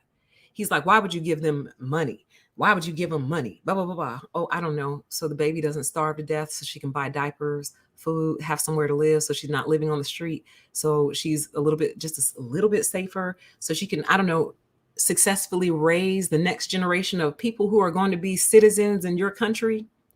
Like, I think people think they're going to be young forever. And that's part of the problem. So you think you're going to be young forever. You don't think you're going to grow up to be old, but you might. When you're 80 years old, the kids that are being born today are going to be the general society, right? Well, it depends on how old you are. Some of y'all might already be close to 80, but you get my point? Like, so I was born in the 80s. Now I'm part of mainstream society. Hopefully you all are pleased with me, but I know you're not pleased with all of my peers. But do you see my point? So in the 80s, y'all were supposed to be working on us because eventually we would rise up. You see what I'm saying? So now it's our turn for the next, 20, 30 years? Are you happy with what you see? Do you want a refund? Or are you pleased with what you see?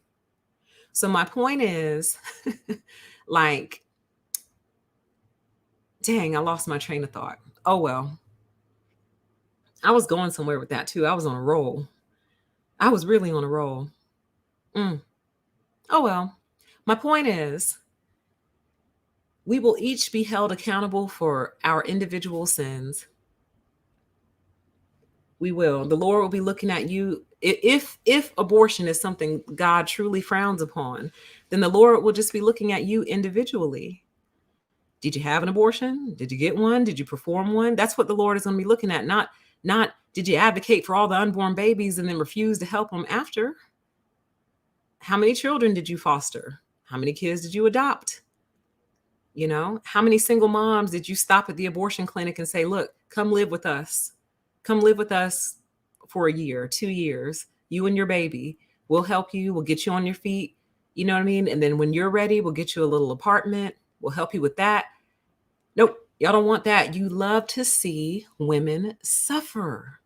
It's the suffering that you're after. Uh-oh, shout out to the 80s babies in the chat. Hey, 80s babies, do you think they're happy with us? Do you think they're satisfied with their investment? Or do you think they want to return? Do you think they want a refund?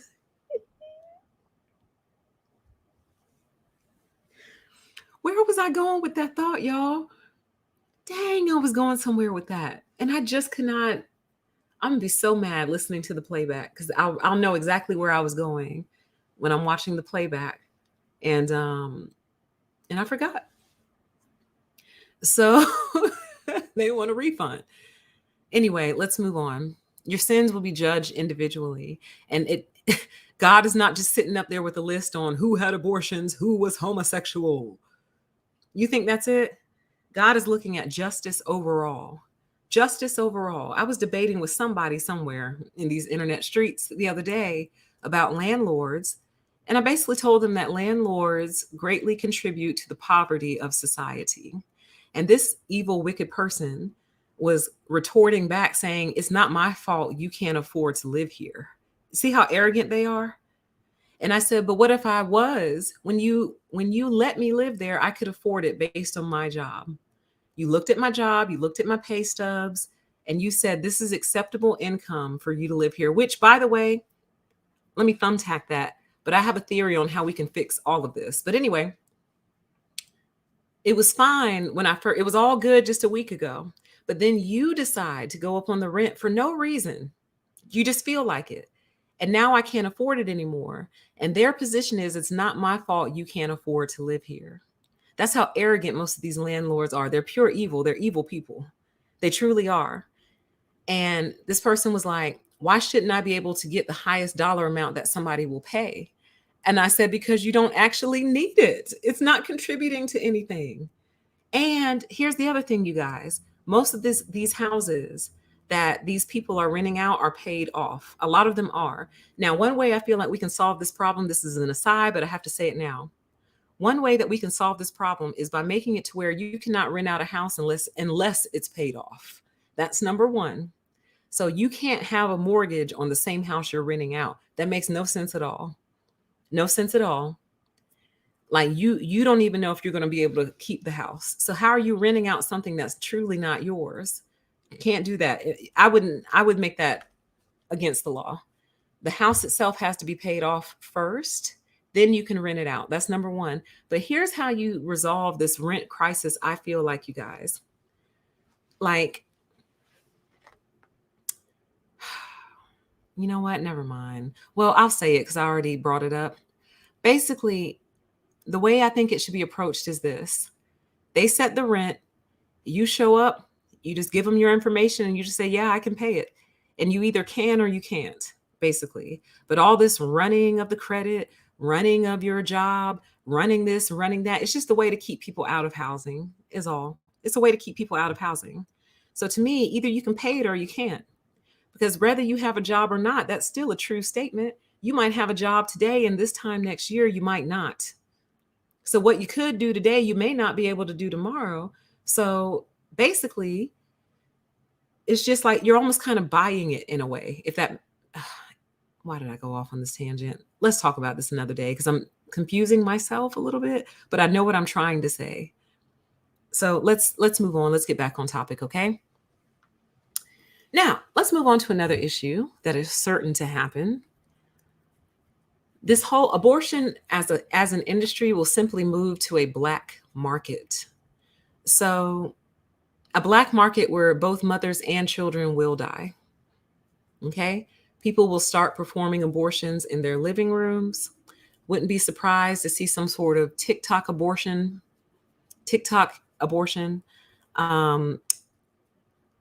People will fly out of the country to go get them. People will let their friends try to do it on them, sisters, moms, grandmas, whoever. Like, don't think that you're going to stop this just because you outlaw it. You're not. And that kind of plays into one of my overall points, which is You have no control over knowing whether or not this is actually happening. Okay, outlaw it. Do you think there won't be an abortion tomorrow or the next day or the day after that? You have no control. And I think you could deal with this issue a lot better once you release that need for control over it. You have no control over this issue.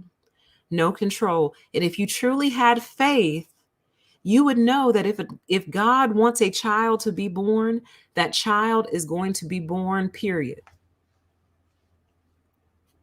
Absolutely. Drinking magic potions, coat hangers, you name it. The potions that are going to come out are going to be insane.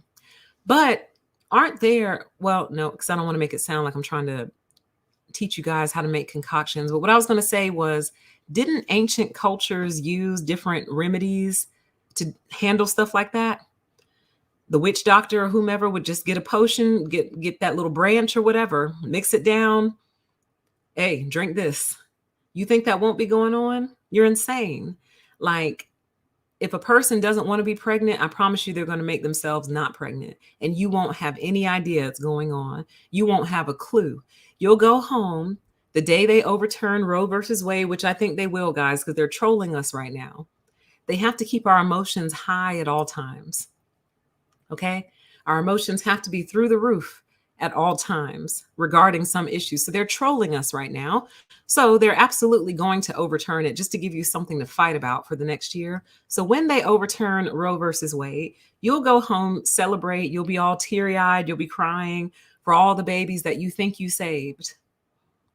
But what I'm telling you is the day after Roe versus Wade gets overturned, an abortion will be performed that day. And the day after that, and the day after that, and the day after that. You've done nothing, is what I'm trying to tell you. All you've done is make it a little bit more difficult. That's it. But a person who doesn't want to be pregnant will make themselves not pregnant. They will.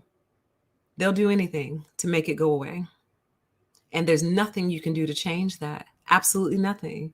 So I think the first thing you have to do is let go of the control. That's why I find it so hard to say, oh, you're anti this or anti that. Well, do you even have control over it? No, you only have control over yourself ultimately, and you're only going to be judged individually also. Okay. But do know that the black market for abortions will absolutely explode. It will explode. Some people will become millionaires. Some people will go to jail for performing black market abortions. All that will happen, but it'll still be happening.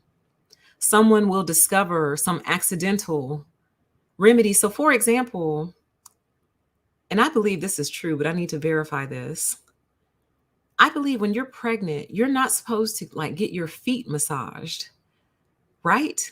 Or your neck. There's like parts of your neck that you're not supposed to get massaged. And there's also parts of your feet that you're not supposed to get massaged, or else you could induce your labor. Does anyone know if that's actually true or not? Anyone know? I feel like that's true. I feel like when you are pregnant, there are certain massages you're not supposed to get because you essentially could trigger labor. There's all kinds of ways to accidentally trigger labor. So what I'm trying to say is people will find out on accident, oh, hey, if you drink this and then eat 3 of these, boom, instant abortion. It says there are pressure points in the feet that will induce labor. That's what I thought. So what's to stop a woman from finding out she's pregnant and just going to get her feet massaged every day for a week until she goes onto her period? You see what I'm saying? What's to stop a woman from saying, oh, okay, cool beans, I'll just drink a bunch of alcohol. I'll just get really, really drunk and take medications until my body just rejects it. What's to stop her? You can't.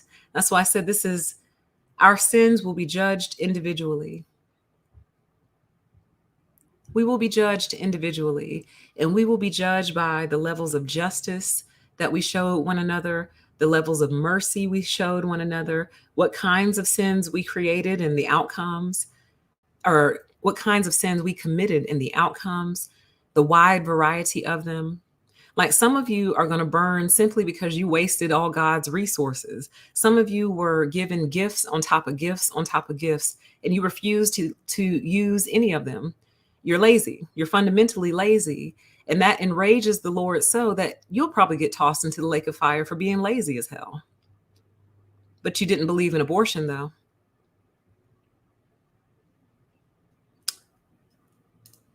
Endangerment zones. Interesting.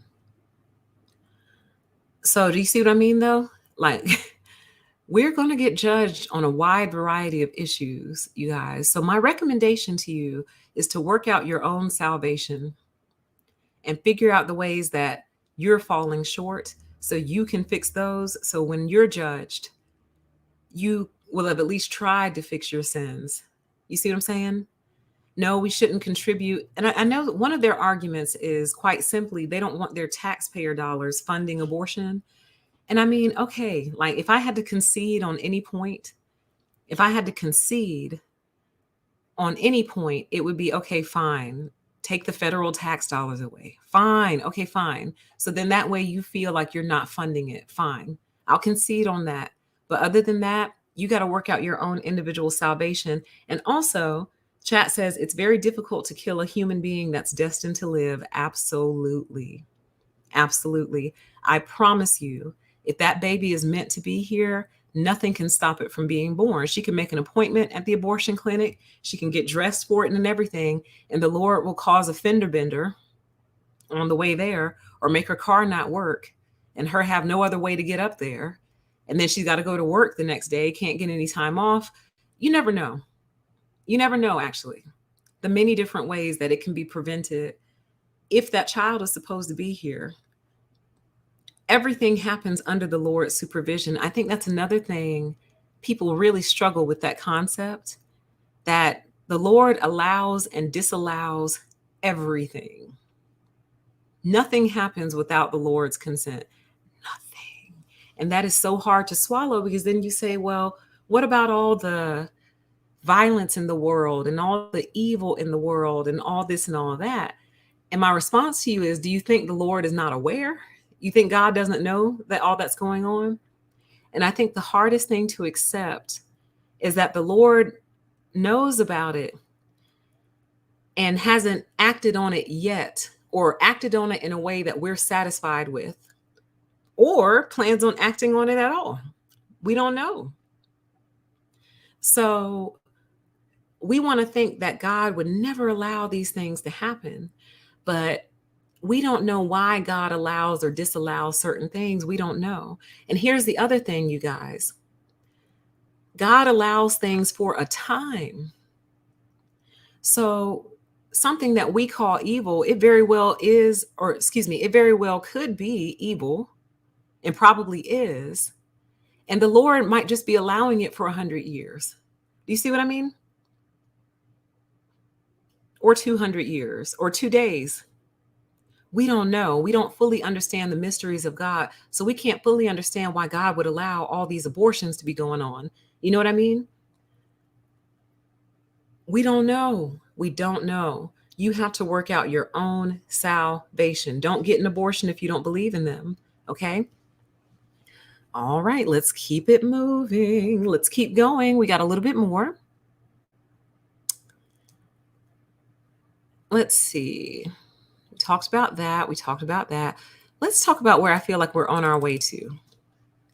In the context, well, let's see. We talked about that. Yeah. Okay. Let's talk about where I feel like we're headed towards in the context of all these mandates, the fact that they even thought it was okay to think and dream up the idea of taking someone's freedom away for not being vaccinated, right? And how outrageous that is, how crazy that is, right? Would it be crazier if I told you that, to me, this is a precursor to eventually saying to women of childbearing age, if you are able to have a baby, you need to, or you're going to be taxed by the federal government because we need people. We don't have enough people in our population. Our replacement levels are too low. You're a selfish female sitting there on a perfectly functional uterus, and you don't want to be bothered with motherhood, which is your most basic duty. And so, fine, we can't force you to have a baby yet, but we'll tax you for being childless. We'll tax you for it because we're going to need your money today to pay for the fact that you didn't have any kids 30 years from now, because we're going to have to take care of you anyway because you don't have any kids. So since the government is going to have to take care of you in your old age, we're going to tax you now. Or you could just go ahead and have a baby and avoid the tax. We're so on our way to that. And I personally believe that we're on our way to forced birth. We're taking away the abortion option is already forced birth. But what I mean is you're a childbearing woman. If you're in a relationship, they'll go a little bit easier on you because they think the odds of you having a baby are higher. But part of that forced birth will be the removal of all birth control. So birth control will be outlawed for men and women. So men, no vasectomies for you. Women, no tube tying, no birth control pills, no patches, and most certainly no condoms. No condoms. Why? Because we need people. Our population is declining. You got states here in America paying people to move there because so many people have moved out of that particular state, and there are not enough babies being born to replace the population, that they're actually recruiting people from other states to come move there. And they're looking for people who are very social in their personality. So, meaning like you're not going to move there and be in your house all day. You're going to move there and you're going to go out and you're going to go to restaurants and you're going to go to the parks, to the festivals. You're going to go hiking and on hiking trails. Why? Because they want you to meet that guy you like so you'll hunch him and have a baby. Babies. They need them. Because at the end of the day, look what they discovered over the course of COVID, you guys. They discovered that manpower, and really I should just say human power to be more politically correct, but the word is manpower, but obviously women too, man and woman power, people power, power to the people. You need humans to make the world go round, and no better time did they learn that than during COVID, when people weren't working or couldn't work or were forced not to work by their government. And everything stopped moving. The supply chains got messed up. Then they came out and cried. Remember when they cried? Nobody wants to work for us. Nobody wants to work. Nobody wants to work. No, you just don't have enough people. You need more people, honey. Now, some people in the underground, I don't necessarily agree with this, but I do see where they're coming from and I do see their point. Some people in the underground have said that part of the reason the borders are so loose is because they need employees and the American people just aren't interested. Well, remember, you told the American people to dream big. You told us to reach for the stars, remember? So we're in school, we're going to college, we're getting our degrees. And then, yeah, hell yeah, we want our decent paying entry level job at corporate that ultimately moves us through the ladder. Yeah, that's what we were promised.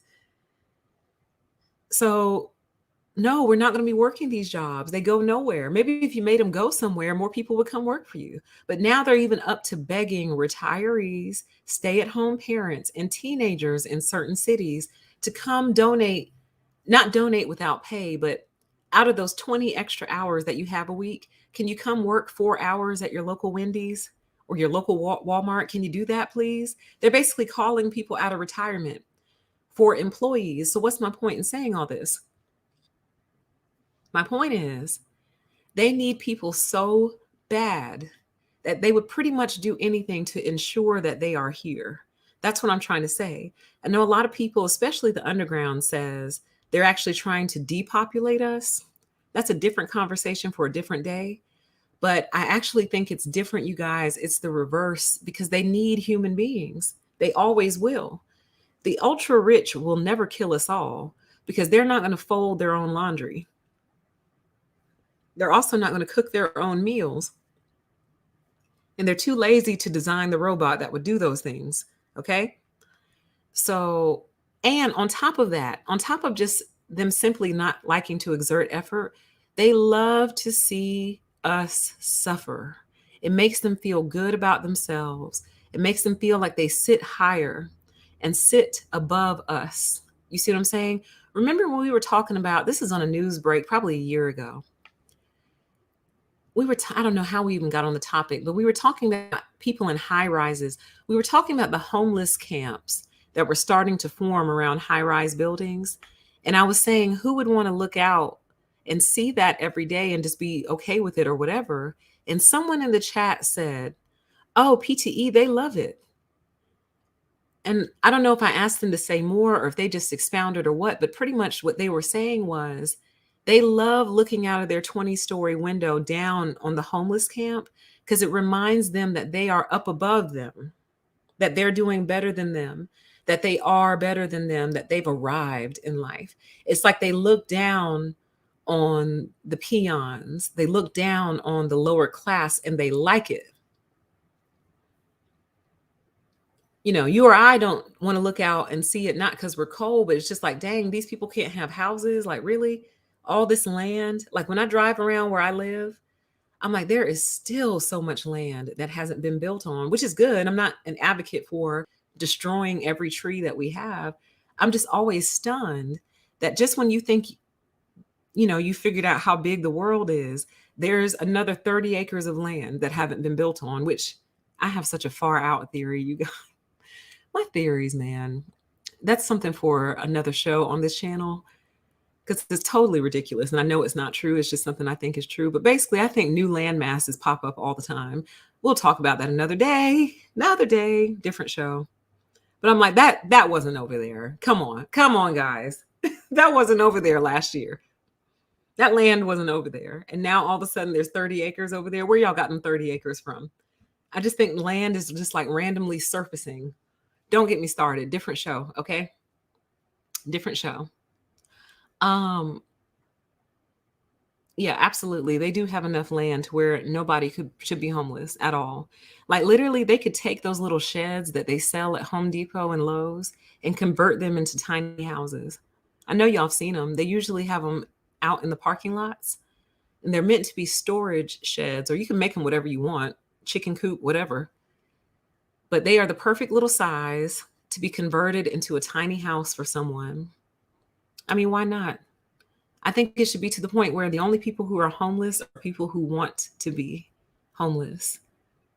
And that's it. Like, you know, there are some people who are so mentally ill. Like if you went up to them and said, hey, here's a key.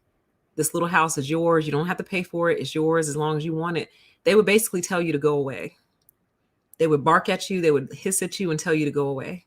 And if you left the key there on the ground for them, like, okay, well, if you decide you want it, here it is, it's yours. They would leave that key right there. Because that's how far gone some people are. So what I'm saying is the only people that should be left homeless are the ones who actually want to be, or just simply can't be helped.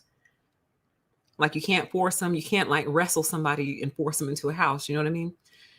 But I think they are rare, though. I think most of them would probably choose a home if they had the option. You know what I mean? Okay, let's keep moving. We are almost done. It looks like we're rounding out. Cover that. It's amazing how I take notes and I try to go in order, but by the time I get towards the end of the notes, I've pretty much covered everything that I had to say. I think I have a little bit more, though. Let's see. Yes, we covered how you're going to burn as well for your own sins, not someone else's. Blah, blah, blah, blah. Oh, okay. Yeah. Let's get into some assumptions about this. Okay.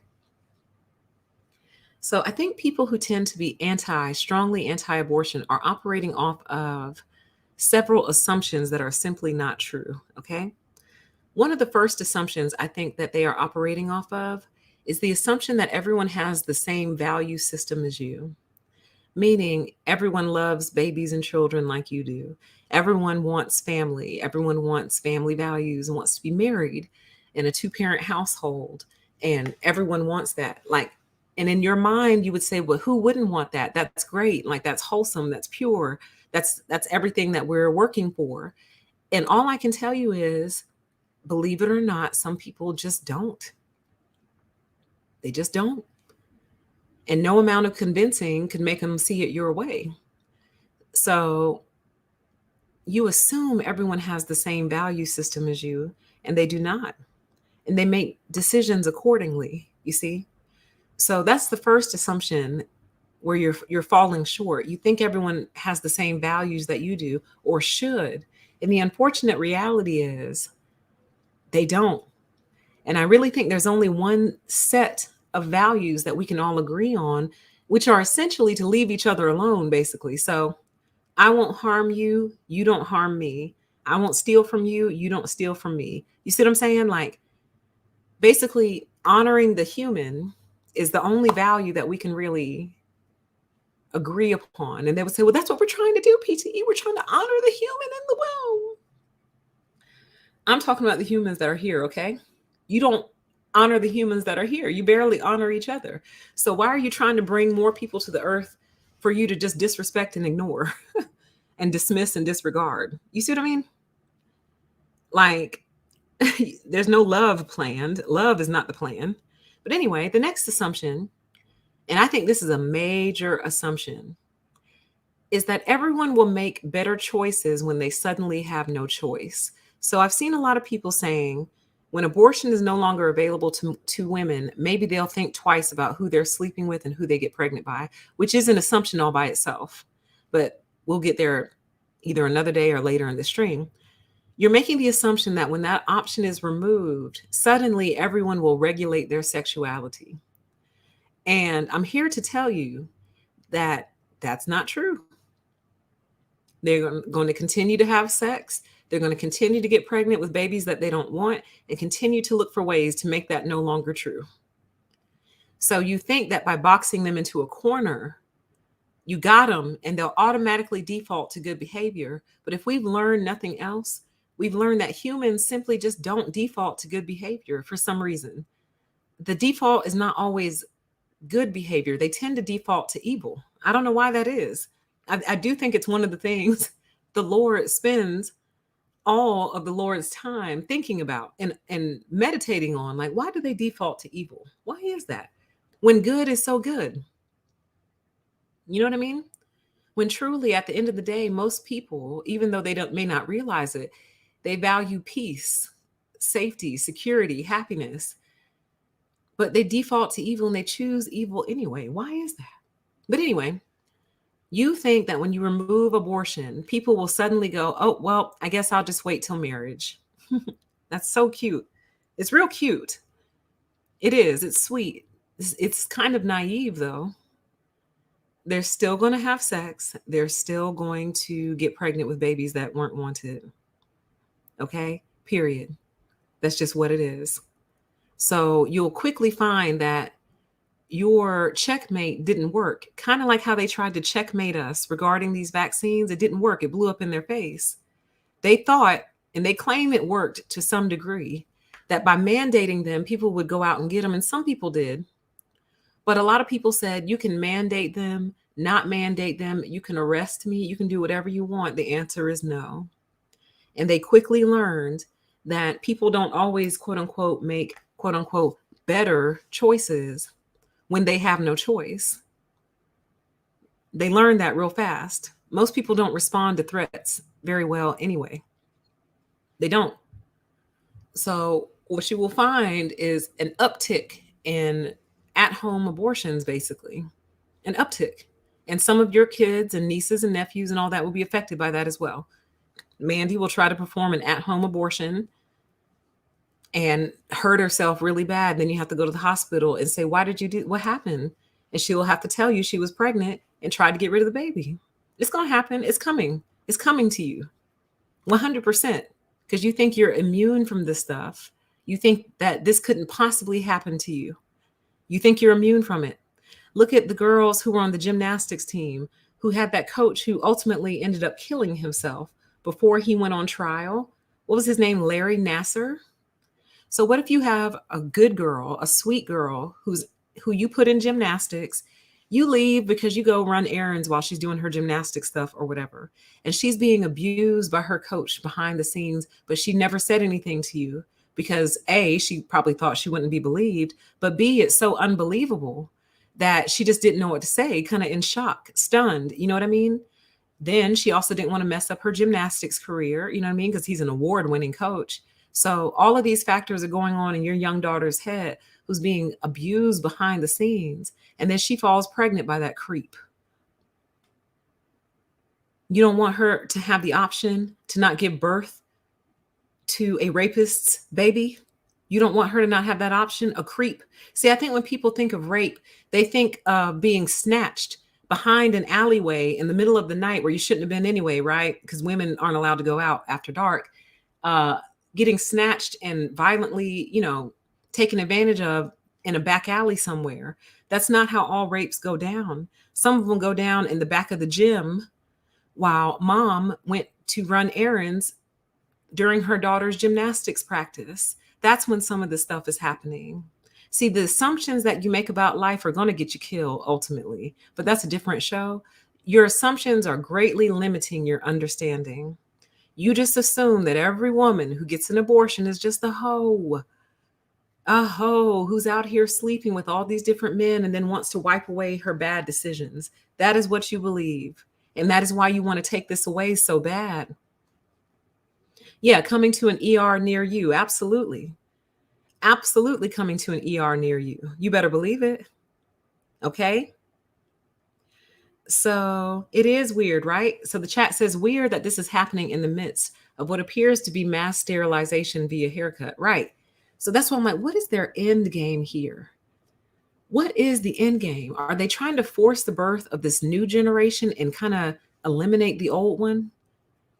Like, okay, we don't want y'all having kids anymore, you rebels. God, we thought we wiped out this rebel instinct, but apparently it's hard to kill. So, let's sterilize all the rebels and give birth to the compliant generation. Because think about it, if you are a child who was forced to be born by the government, you're kind of forced believing in compliance a little bit. Because you're going to grow up going, well, I mean, I'm here and I like my life, so I'm kind of glad the government made you have me, Mom. You see what I'm saying? You're not going to look at it like, oh, well, this is bullshit. I'm not supposed to be here. You're not going to look at it that way. You're going to look at it like, well, this is kind of fun though, Mom. You don't think this is kind of fun? Thanks for the life. I mean, I like it. You know what I mean? So it'll be totally normal to that generation of kids to be forcibly born at the hands of the government. Don't get me started. That's going to walk us down a different path. It is. Wow. Okay, I don't know if this is fact or not, but I'm not going to read it. But wow, Red. Wow. I believe it. I won't read it out loud because I don't know if it's true. Not that I don't believe you, but if I repeat something like that, I want to make sure that that I know for a fact that it's true. I believe it though. And that's kind of sick. Don't get me started. Okay. Where were we? All right. We talked about that assumption. Then we talked about, oh, no, we didn't. One more assumption I think everyone's making. You're making the assumption that everyone becomes a good person and a good parent once a child is born. So I think a lot of these people who are really, really pro-birth believe in their heart that when that woman or that man, if he's there, looks at this baby that they didn't want, that suddenly their heart will change and they'll be like, oh my God, what was I thinking? I can't believe I wanted to get rid of you. You're perfect. You're precious. Like, I'm so happy that you're here. And I'm here to tell you that if that was the case, the foster care system would not be overrun, nor would the adoption agency system. Neither one of those really, truly would be in existence, to be honest with you. Like, you might have foster care for the kids who like tragically lose both parents and they don't have any other family. Like, that might be the only circumstance they end up in foster care. But other than that, as far as being an unwanted baby, it wouldn't happen. Right. Do these people not watch the news? Exactly. Like, I promise you, if people's hearts suddenly changed the moment they looked at their infants, the only need we would have for foster care would be in those tragic situations where kids lose their parents and they have no family to go to. That would be literally the only circumstance that puts them there. That would be it. Adoptions would be incredibly difficult, if possible at all, because everyone would keep their baby. So who are you adopting out? You know what I mean? You see what I'm saying? So they really believe that a change of heart is had once a baby is born. And unfortunately, that's just simply not the case. Sometimes it is, but I really believe there's something so complicated going on with this whole pregnancy, childbirth, delivery thing. Because you do know that a lot of women who even wanted their baby, tried for their baby, finally got pregnant and had their baby, go through postpartum depression, meaning they look at the baby and they don't feel anything at all, nothing. And then they go through incredible guilt for the next couple of months, not knowing they're having postpartum depression because they don't love their baby the way that they feel like society wants them to, or the way they feel like they're supposed to. You know, it happens. It happens often. It happens all the time. So I'm saying that this happens with babies that are wanted. Can you imagine being an unwanted child and then going through postpartum depression? Like, y'all got to leave this alone. You got to leave it alone. I know it bothers you. I know you don't like it. I know you feel like people are just out here abusing it. But again, that's them abusing their body, making it to where one day they may not be able to have kids. That's them. That's their salvation. That's their sin that they have to account for. It's on their hands. You see what I'm saying? But these situations are so complex and delicate. I just don't see how you feel you have the right to speak on it or regulate it at all. At all. Abortions were happening before America even knew what it was. Like tribal abortions, things like that. Those witch doctors were giving the women potions and herbs and branches and roots to get rid of these babies, because abuse is not new either. So these women weren't trying to have 10 different kids by these men. A lot of y'all will look overseas and say, why do these women who are living in third world countries have 10 and 12 babies that are starving to death? You want to know why? Because a lot of them are raped and forced to have those babies. That's why, guys. That's why these militias come in, they kidnap young girls, rape them out in the woods, and if they don't kill them, they let them go home and they go home pregnant. Sometimes it's not a militia. Sometimes it's simply family members. They're forced to have a baby. So it's almost like we have to fight for this for all the women in the world who have no choice at all and never have. Never have. As a matter of fact, the Taliban just released a statement saying that all women must consent to marriage. And if you don't believe me, Google it real quick. Let me see. Taliban, all women must consent to marriage. Search. Yep. Published 2 days ago in Reuters. Taliban releases a decree saying women must consent to marriage. Okay. So you can look that up. Again, you could Google the term Taliban, all women must consent to marriage, and you'll find it. It'll be the first result. First result, okay? So you got societies out here in the world who don't believe women are viable human beings and have a voice at all. So it's like we have to fight for this right, because there are so many women in the world who have no choice at all. Wow. Chat says somebody I know works for a company that has 500 job openings that they can't fill. Exactly. That's why they need your babies. But we have to stand in solidarity for every woman who has no choice but to be a mother. Young, sometimes too, young girls, sometimes 10, 11, 12, 13, 14 years old, forcibly married against her will, forced marriage, and then she's not allowed to tell her husband no. So essentially, she's raped in her marriage. And then she's forced to become a mom over and over and over again until her body simply stops making babies. That's when she gets to stop. She gets to stop having babies when her body stops making them. That's when she gets to stop. So for every woman in the world who has no choice and no control over her reproduction, we have to stand up and fight for ours. We have to. Because otherwise, what's stopping us from looking like the Taliban, you guys, and looking like these countries that we claim to be so against? We're looking more and more like them every day. Did you know the Taliban released another press release a couple months ago warning all women in Afghanistan to, or wherever they have control over? I think it is Afghanistan. I just don't know if they have more territories or not. To stay indoors because their fighters are not trained to respect women. You can look that one up too. You can Google that also.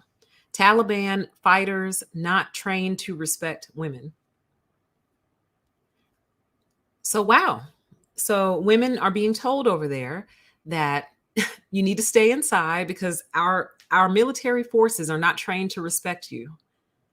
I mean, wow. Like they would fit right in. Tommy and Kevin and all of them would fit right in with the Taliban because they're currently training men to not respect women. That's what they're doing every day. They wake up every day and YouTube supports it, promotes it, and monetizes it, training men not to respect women day in and day out. Okay. So the Taliban does not train their military force to respect women. And then they also just released a press release saying women must consent to marriage. So if you think that these things are not under threat, you are so wrong. And if you think that can't come here, you're so wrong. Because what's interesting is like the manosphere deeply aligns with many conservative values. So this is what they're trying to turn the world into, a world where basically women can't say no to anything. We can't say no to marriage. We can't say no to sex, and we can't say no to motherhood. We just are not allowed to say no ever, really. Where men are not being trained to respect women. So you can basically expect to be disrespected when you leave your house if you're a woman, unless you have a man with you, of course, then you're kind of safe. I love that. I love how in order to prevent evil, you have to kind of like be next to evil. So, and the only way to keep evil out of my house is to bring evil into the house. I get it. Oh, I get it. Yeah, I get it. It's like reverse psychology. I get it. To keep evil outside of my house, I bring evil into my house. I got it. That makes sense. That makes perfect sense because then the evil outside will be scared by the evil inside. I got it. I get it. But this is the world they want you to get used to. This is the world they've been trying to create for decades now. A consentless world, a lawless landscape. Okay. Remember, I did a stream called, what was the name of that stream? Something is a narcissist landscape. A lawless land is a narcissist landscape. That's on permission to exist. And it is. Yeah, they want to defund the police and all that because they want to be able to basically rape you and walk away. That's what they want, guys. And if you get pregnant, oh well, you're just the kid that I made that one day I raped that one girl. Yeah, I got like 30 kids out here in the world. I don't have to take care of any of them though. And who's going to make me? The police? Nope. Who's going to stop me from killing my baby's mother when I get angry with her? The cops? Nope, we don't have cops anymore. Cops don't exist. Jails don't exist. No such thing as a bad thing. No such thing as doing anything wrong. Everything is right. You see? Like if, I'm going to have to really, we got to get into there's an even deeper element to this that we're going to get into, but it goes deep into the gender war. Because basically what these men want is a society filled with mostly men and a couple of women for the use of childbirth and sex when we feel like having sex with a woman, when we feel like it. But other than that, they would be very content to have a society where they basically have houses full of children, but they are the leaders of that house. They are the king of their house full of 20 children, and there's no woman there interfering with any of that. And he just makes the kids clean and cook and all that stuff.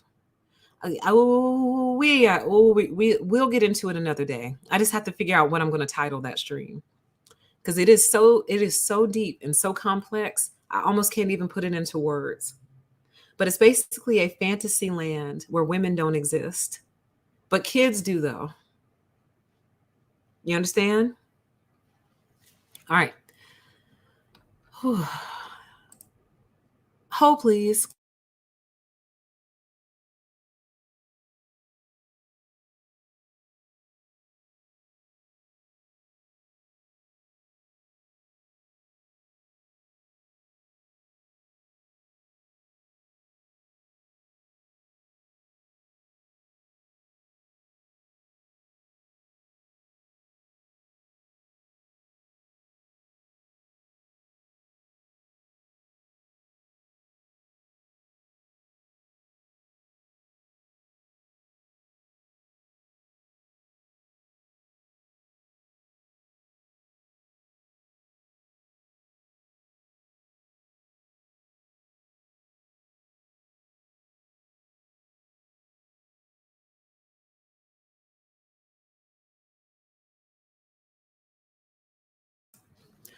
All right, I'm back, you guys.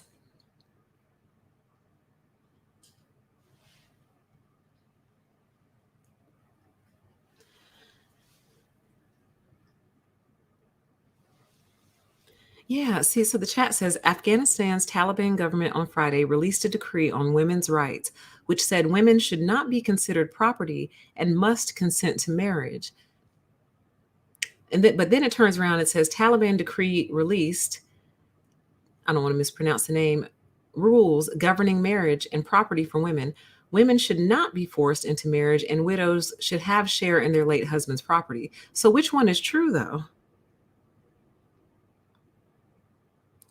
So did they change it? It says Afghanistan's Taliban government Friday issued a decree on women's rights saying women cannot be married off against their will or given away in exchange for peace or to settle feuds. So which one is right?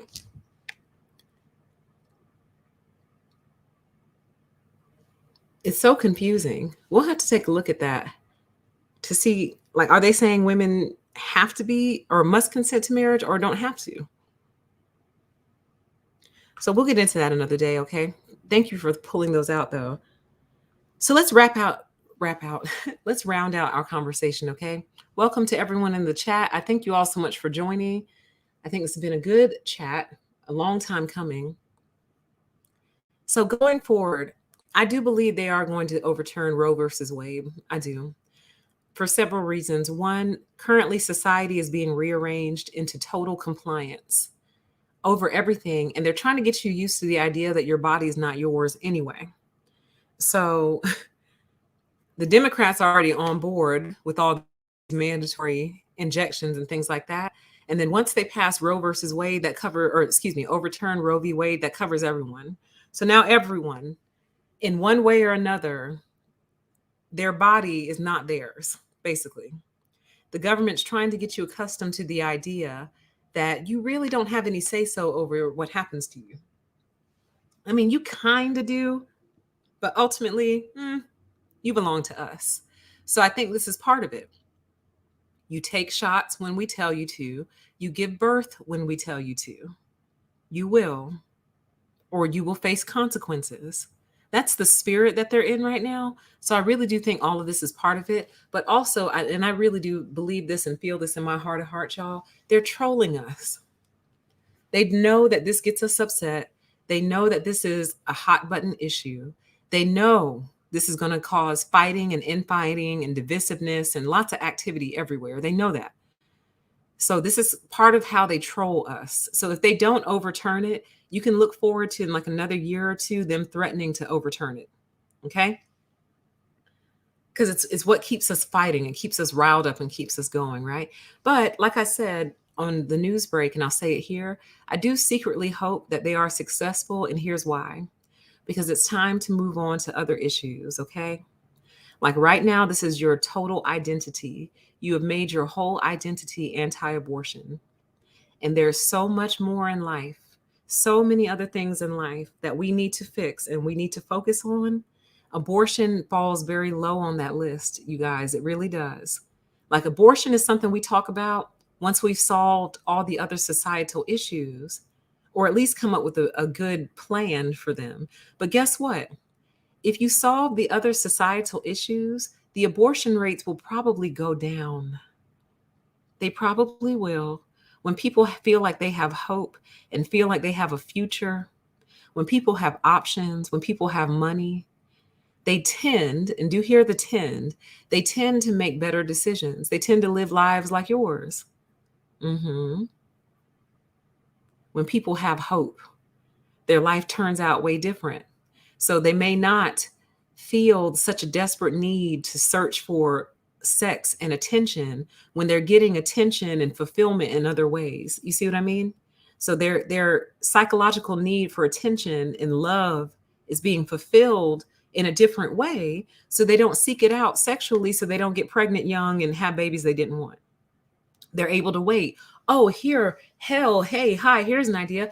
Society's set up in such a way to where young people actually can buy homes, settle down, get a little piece of property going. I really do think young men would get married more often if they could do just that. If at age 21, a young man could buy a house, not a mansion, but a 3-bedroom, 2-bathroom house that's his, that he pays a mortgage on, have a good little job, you know what I mean?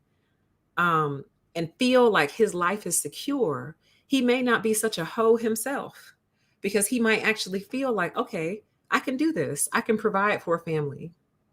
You know, I can support a wife and a child, and we have a house to live in, and I can do this. So he might be more inclined to propose to his girlfriend because he feels stable. You see what I'm saying? So then when she gets pregnant right before the wedding, they don't run out to abort because, I mean, we're about to get married and go live in a house together. So why would I abort our first child?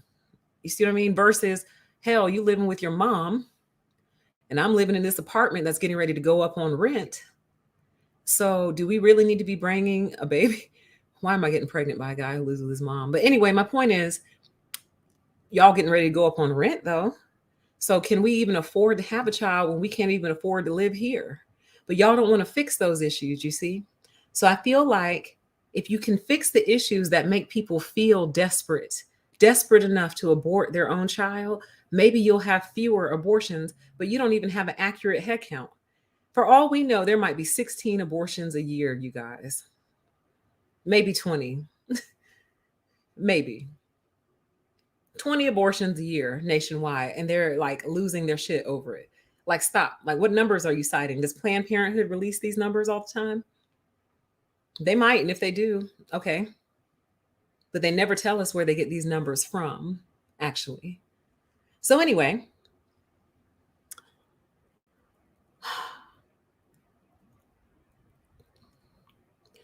ultimately, you're going to experience the consequences of this decision.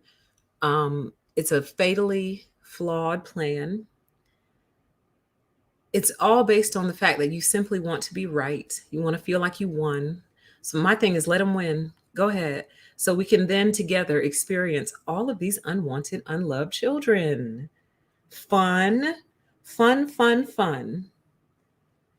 As a society, and we won't feel it at first, understand, because there's a processing period. They got to be born, then they got to be infants, then they got to be toddlers, then they got to learn to walk, then eventually they talk, then eventually they enter the school system about 5 years later. So if they overturn Roe v. Wade in 2022, we will not feel the effects of that until 2027 and beyond, baby. Woo, you ready? Are you ready? You ready? We won't feel the effects of this decision until 2027 and beyond, baby. Because what you're doing, or what you will be forcing into existence, are thousands, if not millions. They claim there's millions of abortions. I don't believe that for 1 second. But thousands, if not millions, of children who were unwanted by their parents into society. You're forcing them into a society that doesn't even work well for the people who were wanted. A good portion of us were actually wanted, and society is not working very well for us. So we're here and we have families that wanted us and we still struggle. So can you imagine being someone who's born who wasn't wanted from day one? Day one. And then you take that and you multiply it by the thousands. You think you see gang activity now? You're going to see gang activity like you've never seen it before. because these kids will join together as motherless and fatherless children, not just fatherless. This crop that they're trying to bring forth is going to join together as motherless and fatherless children, basically the orphans. So really, if we wanted to give this group that's coming a nickname, we could call them the orphans. And I'm not trying to be cold or insensitive to actual orphans in the world, but that's what they are and what they will be, orphans. Their moms didn't want them, nor did their dad, nor does the society that demanded that they be born.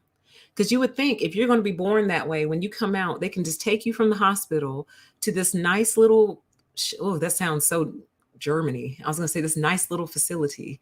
That sounds so Germany. But what I mean is that you would be able to leave the hospital and go to a place where there's so much love, care, and concern there that you barely notice you don't have parents. You barely notice it. The people who take care of you are super loving, kind. They have high emotional intelligence. You know, they basically structure your life for you. Like, okay, sorry, you didn't have parents, but we demanded that you be here. So we're going to take care of you from here on out. It doesn't exist. So society doesn't really want you. They pretended that they did, though. Your mom didn't want you. Dad didn't want you. You have family out there, but you don't know who they are. What you're going to do is create the orphans, orphan gangs. And then you'll sit back in your comfortable suburban home going, why don't these parents just raise their kids to act right? They don't have parents. These are the orphans, the ones you forced to be here. Yeah, that's them. And do you think they're going to be loving kids walking around, cleaning up trash off the street and making their neighborhoods better places or worse?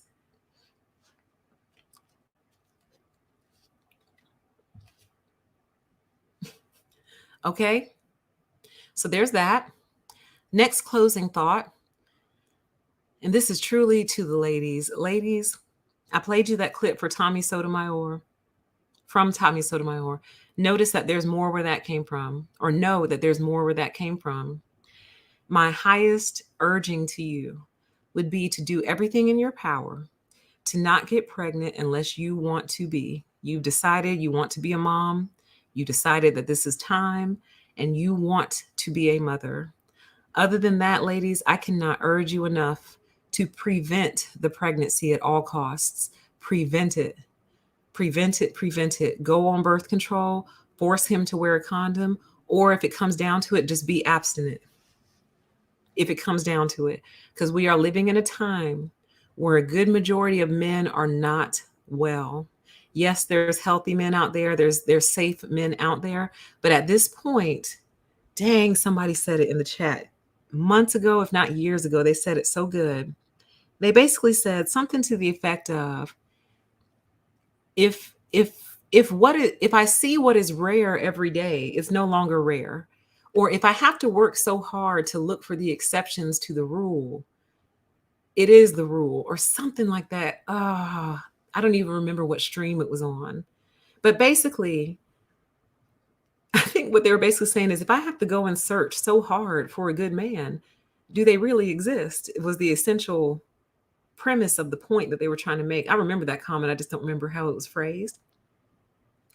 And they were saying it in response to the fact that we're always having to do these disclaimers of not all men, not all men, not all men, not all men. Well, damn though, like, it is getting harder and harder to find examples of the not alls. So what they were basically saying was, damn, I wish I could remember the way they said it. If it's such a rarity that you barely see it, then it's whatever, forget it. The point was, stop doing the disclaimer PTE. Like, you know what we're dealing with out here. You don't have to coddle them. And quite honestly, I'm so sick of coddling men. I am tired of it, because I see the relentlessness with which they attack us on a day-to-day basis.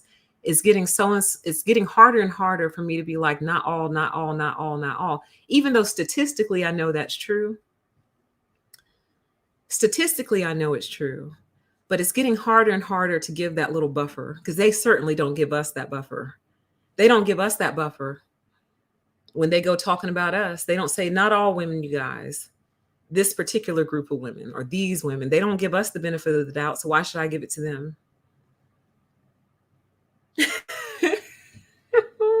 The chat says like having to shop at Marshall's or TJ Maxx. Yeah, there's some potentially great finds, but I have to search through a whole heap of clutter. Couldn't have said it better. Like I come up to you and I'm like, oh my God, there's amazing things at Marshall's and TJ Maxx. And there are, but baby, you gotta dig, and dig some more and maybe come back the next day. And maybe the next day you'll find something great.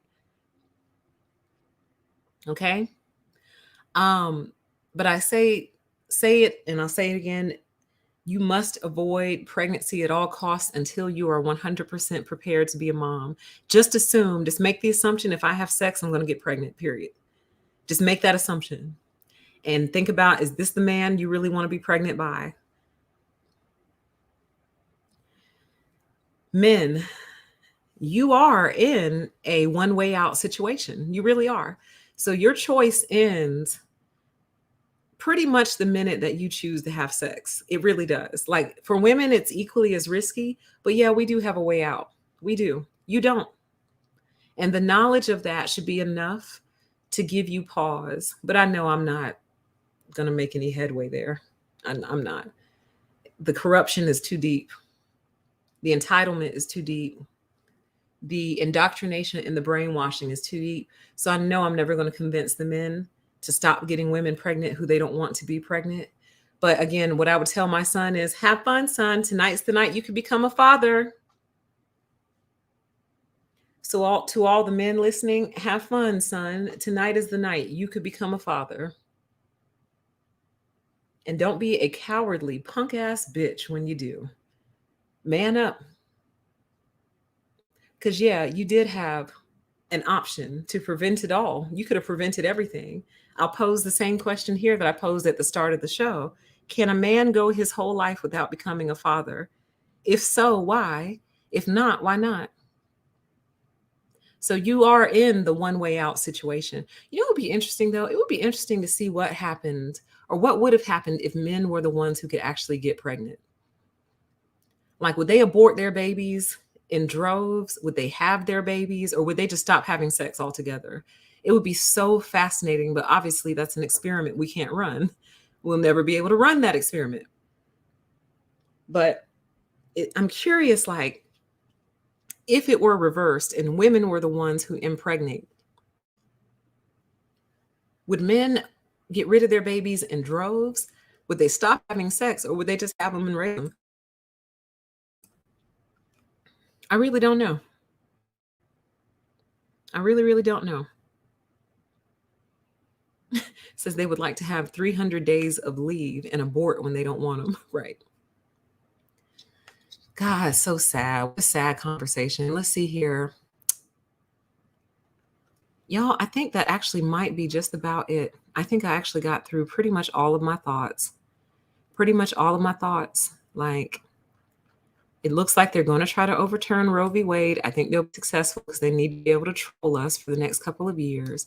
It's going to cause fallouts and consequences and repercussions, of which I do believe have the potential to actually destroy our society, because a human life is literally the most valuable, precious thing ever in terms of the impact it can have on the world. Think about, I won't say that because that's going to come out mean. I'll put it to you like this. They put you through more hell trying to apply to college, trying to buy a car, trying to buy a house, trying to get a job even. You are put through more inspection and critique and worthiness in terms of, are you fit to handle this? Are you fit to handle owning a car? Are you fit to attend college? Are you fit to be a homeowner? I don't know. They'll put you through more scrutiny for those things than doing the most important thing on planet Earth, which is raising another human being up to be successful in this world. So you don't trust us to own certain things because you think that's too great of a responsibility for us.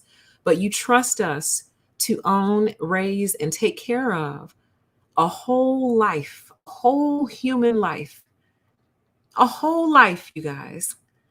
You can go do that for free. Like literally, if I wanted to get pregnant this evening, I could probably pull it off. I need to go get dressed and head out like right now before everything starts closing. But if I wanted to go get pregnant and become a mother this evening, well, not this evening, I got to wait like 9 months. If I wanted to be a mom in 2022, I could go make it happen tonight. And it's perfectly fine. Nobody's checking my credit. Nobody's checking my bank account. Nobody's checking my employment status. Nobody's checking my home to make sure this is the type of place that could be conducive to raising a child. Nobody checks any of those things. They just say, oh, you're pregnant? Well, congratulations, you're a mom. Good luck with the most precious thing, the most precious duty and responsibility on planet Earth. And we're not going to vet you at all for that. Like, we're not vetting you for all at all. But I'm like, okay, well, I'm pregnant. Can I buy a house so I can raise my child in a decent neighborhood and in a home? Oh, well, no, you're not responsible enough for all that. Don't get carried away here, kid. Just because I let you have a baby doesn't mean you're responsible enough to be a homeowner. Don't get carried away. But we got this nice apartment on the 8th floor for you to raise your child in. Okay. So, the fallout, the consequences of all this, I don't think have been properly measured. I don't think they've been properly considered. I don't think they're considering the safety of all women in regard to this issue. Can you imagine a woman who's trying to leave a relationship and then the abusive partner finds out that she's pregnant and he's like, oh, now you're really not going anywhere. You tried to leave me, but you're pregnant with my baby. You're not going anywhere, girl. So you all have got to drop this. I know the vision that's in your mind. I can see the vision in your mind. The vision is grandparents on the family farm making muffins and bread on a Saturday morning while you drop off the grandkids, spend a little bit of time, then they get to hang out with their grandparents while you go run a few errands, come back with your husband, y'all sit, you have dinner together as a family, and then you go home with your kids. I know what the vision is. I know what the vision is. And I'm here to tell you, you got to let that go, honey. You got to dwell in reality. Things are not as lovely as you think they are. They're only lovely because you're nowhere near them. And one final thought. Stop separating yourself from the outcome of what you want so bad. So you want this mass number of unwanted children born no matter what, because you think it's the right thing to do. Well, then stop moving away from them. And what I mean by that is, as you discover your neighborhood is filling up with all these kids all of a sudden, why did you put your house on the market and move? Why did you move to a gated community where there aren't all these kids filling the street? Why did you do that? Why did you move? Why do you want to build a border around the country? All they are is a bunch of some wanted, but largely unwanted kids that were born from rape and incest and all kinds of stuff. And their moms are just trying to flee the abuse that was in the country they came from. But you don't want that. You put a border around your country to keep them out. Why? Why do you keep separating yourself from the consequences of all this stuff? Stop moving away from them. Stay in the neighborhood. They need you. You're an anchor. You're an anchor point. So next weekend, when 10 unwanted babies get born, eventually those kids are going to need a neighborhood to live in. And you need to be a role model for the type of person they should be, right? Yeah, you're a beacon. You are the beacon. Stay in your neighborhood. So all the fatherless and motherless children can come to your house on Thanksgiving. And if you do that already, like, honestly, you're totally aligned to me. And I really don't have very many issues with you. If you open your home to kids who don't really have much or don't really have parents, if you foster kids, if you adopted some kids, if you donate your time helping out children who don't have father figures and mother figures in your life, then to me, you're totally aligned. And I really don't have much beef with you. But you are rare. There's not enough of you. There's not enough of you. So until there are, I think this is an issue you guys need to leave alone. And I think you would be very well served to monitor your own salvation and your own sins, because we're all trying to make it into heaven, ultimately. Okay? Whew. I'm through, y'all. This topic has been on my mind for a very, very long time, probably some years now. And I just finally got a chance to do it and just talk about it. So I know it's a long show, but some of you like long shows, so that's good. But thank you all for being here. I'm not going to do an after show because I am tired now. I've made myself sleepy. and hungry too. So I'm going to go try to find some food, but just think about everything we talked about. I hope none of you are ever actually in this situation. I hope every child that you have is a child that you want. And I hope that you will love that child and care for them and instill in them hope and positive values to where maybe they don't ever have to make that decision of whether or not to keep a child, to where every child that they have is one that's wanted and loved. Okay. But we can't pretend like life is sweet like that and that these other situations don't happen. So we have to be compassionate in this regard. I know it seems not compassionate, but at the same time, you know, forcing a woman into a situation like this when you don't know all the circumstances also lacks compassion. And with that, I'm done, y'all. I'll talk to you again very soon. Probably a haircut update tomorrow, okay? Because so much is going on with that still. All right. Talk to you later. Bye.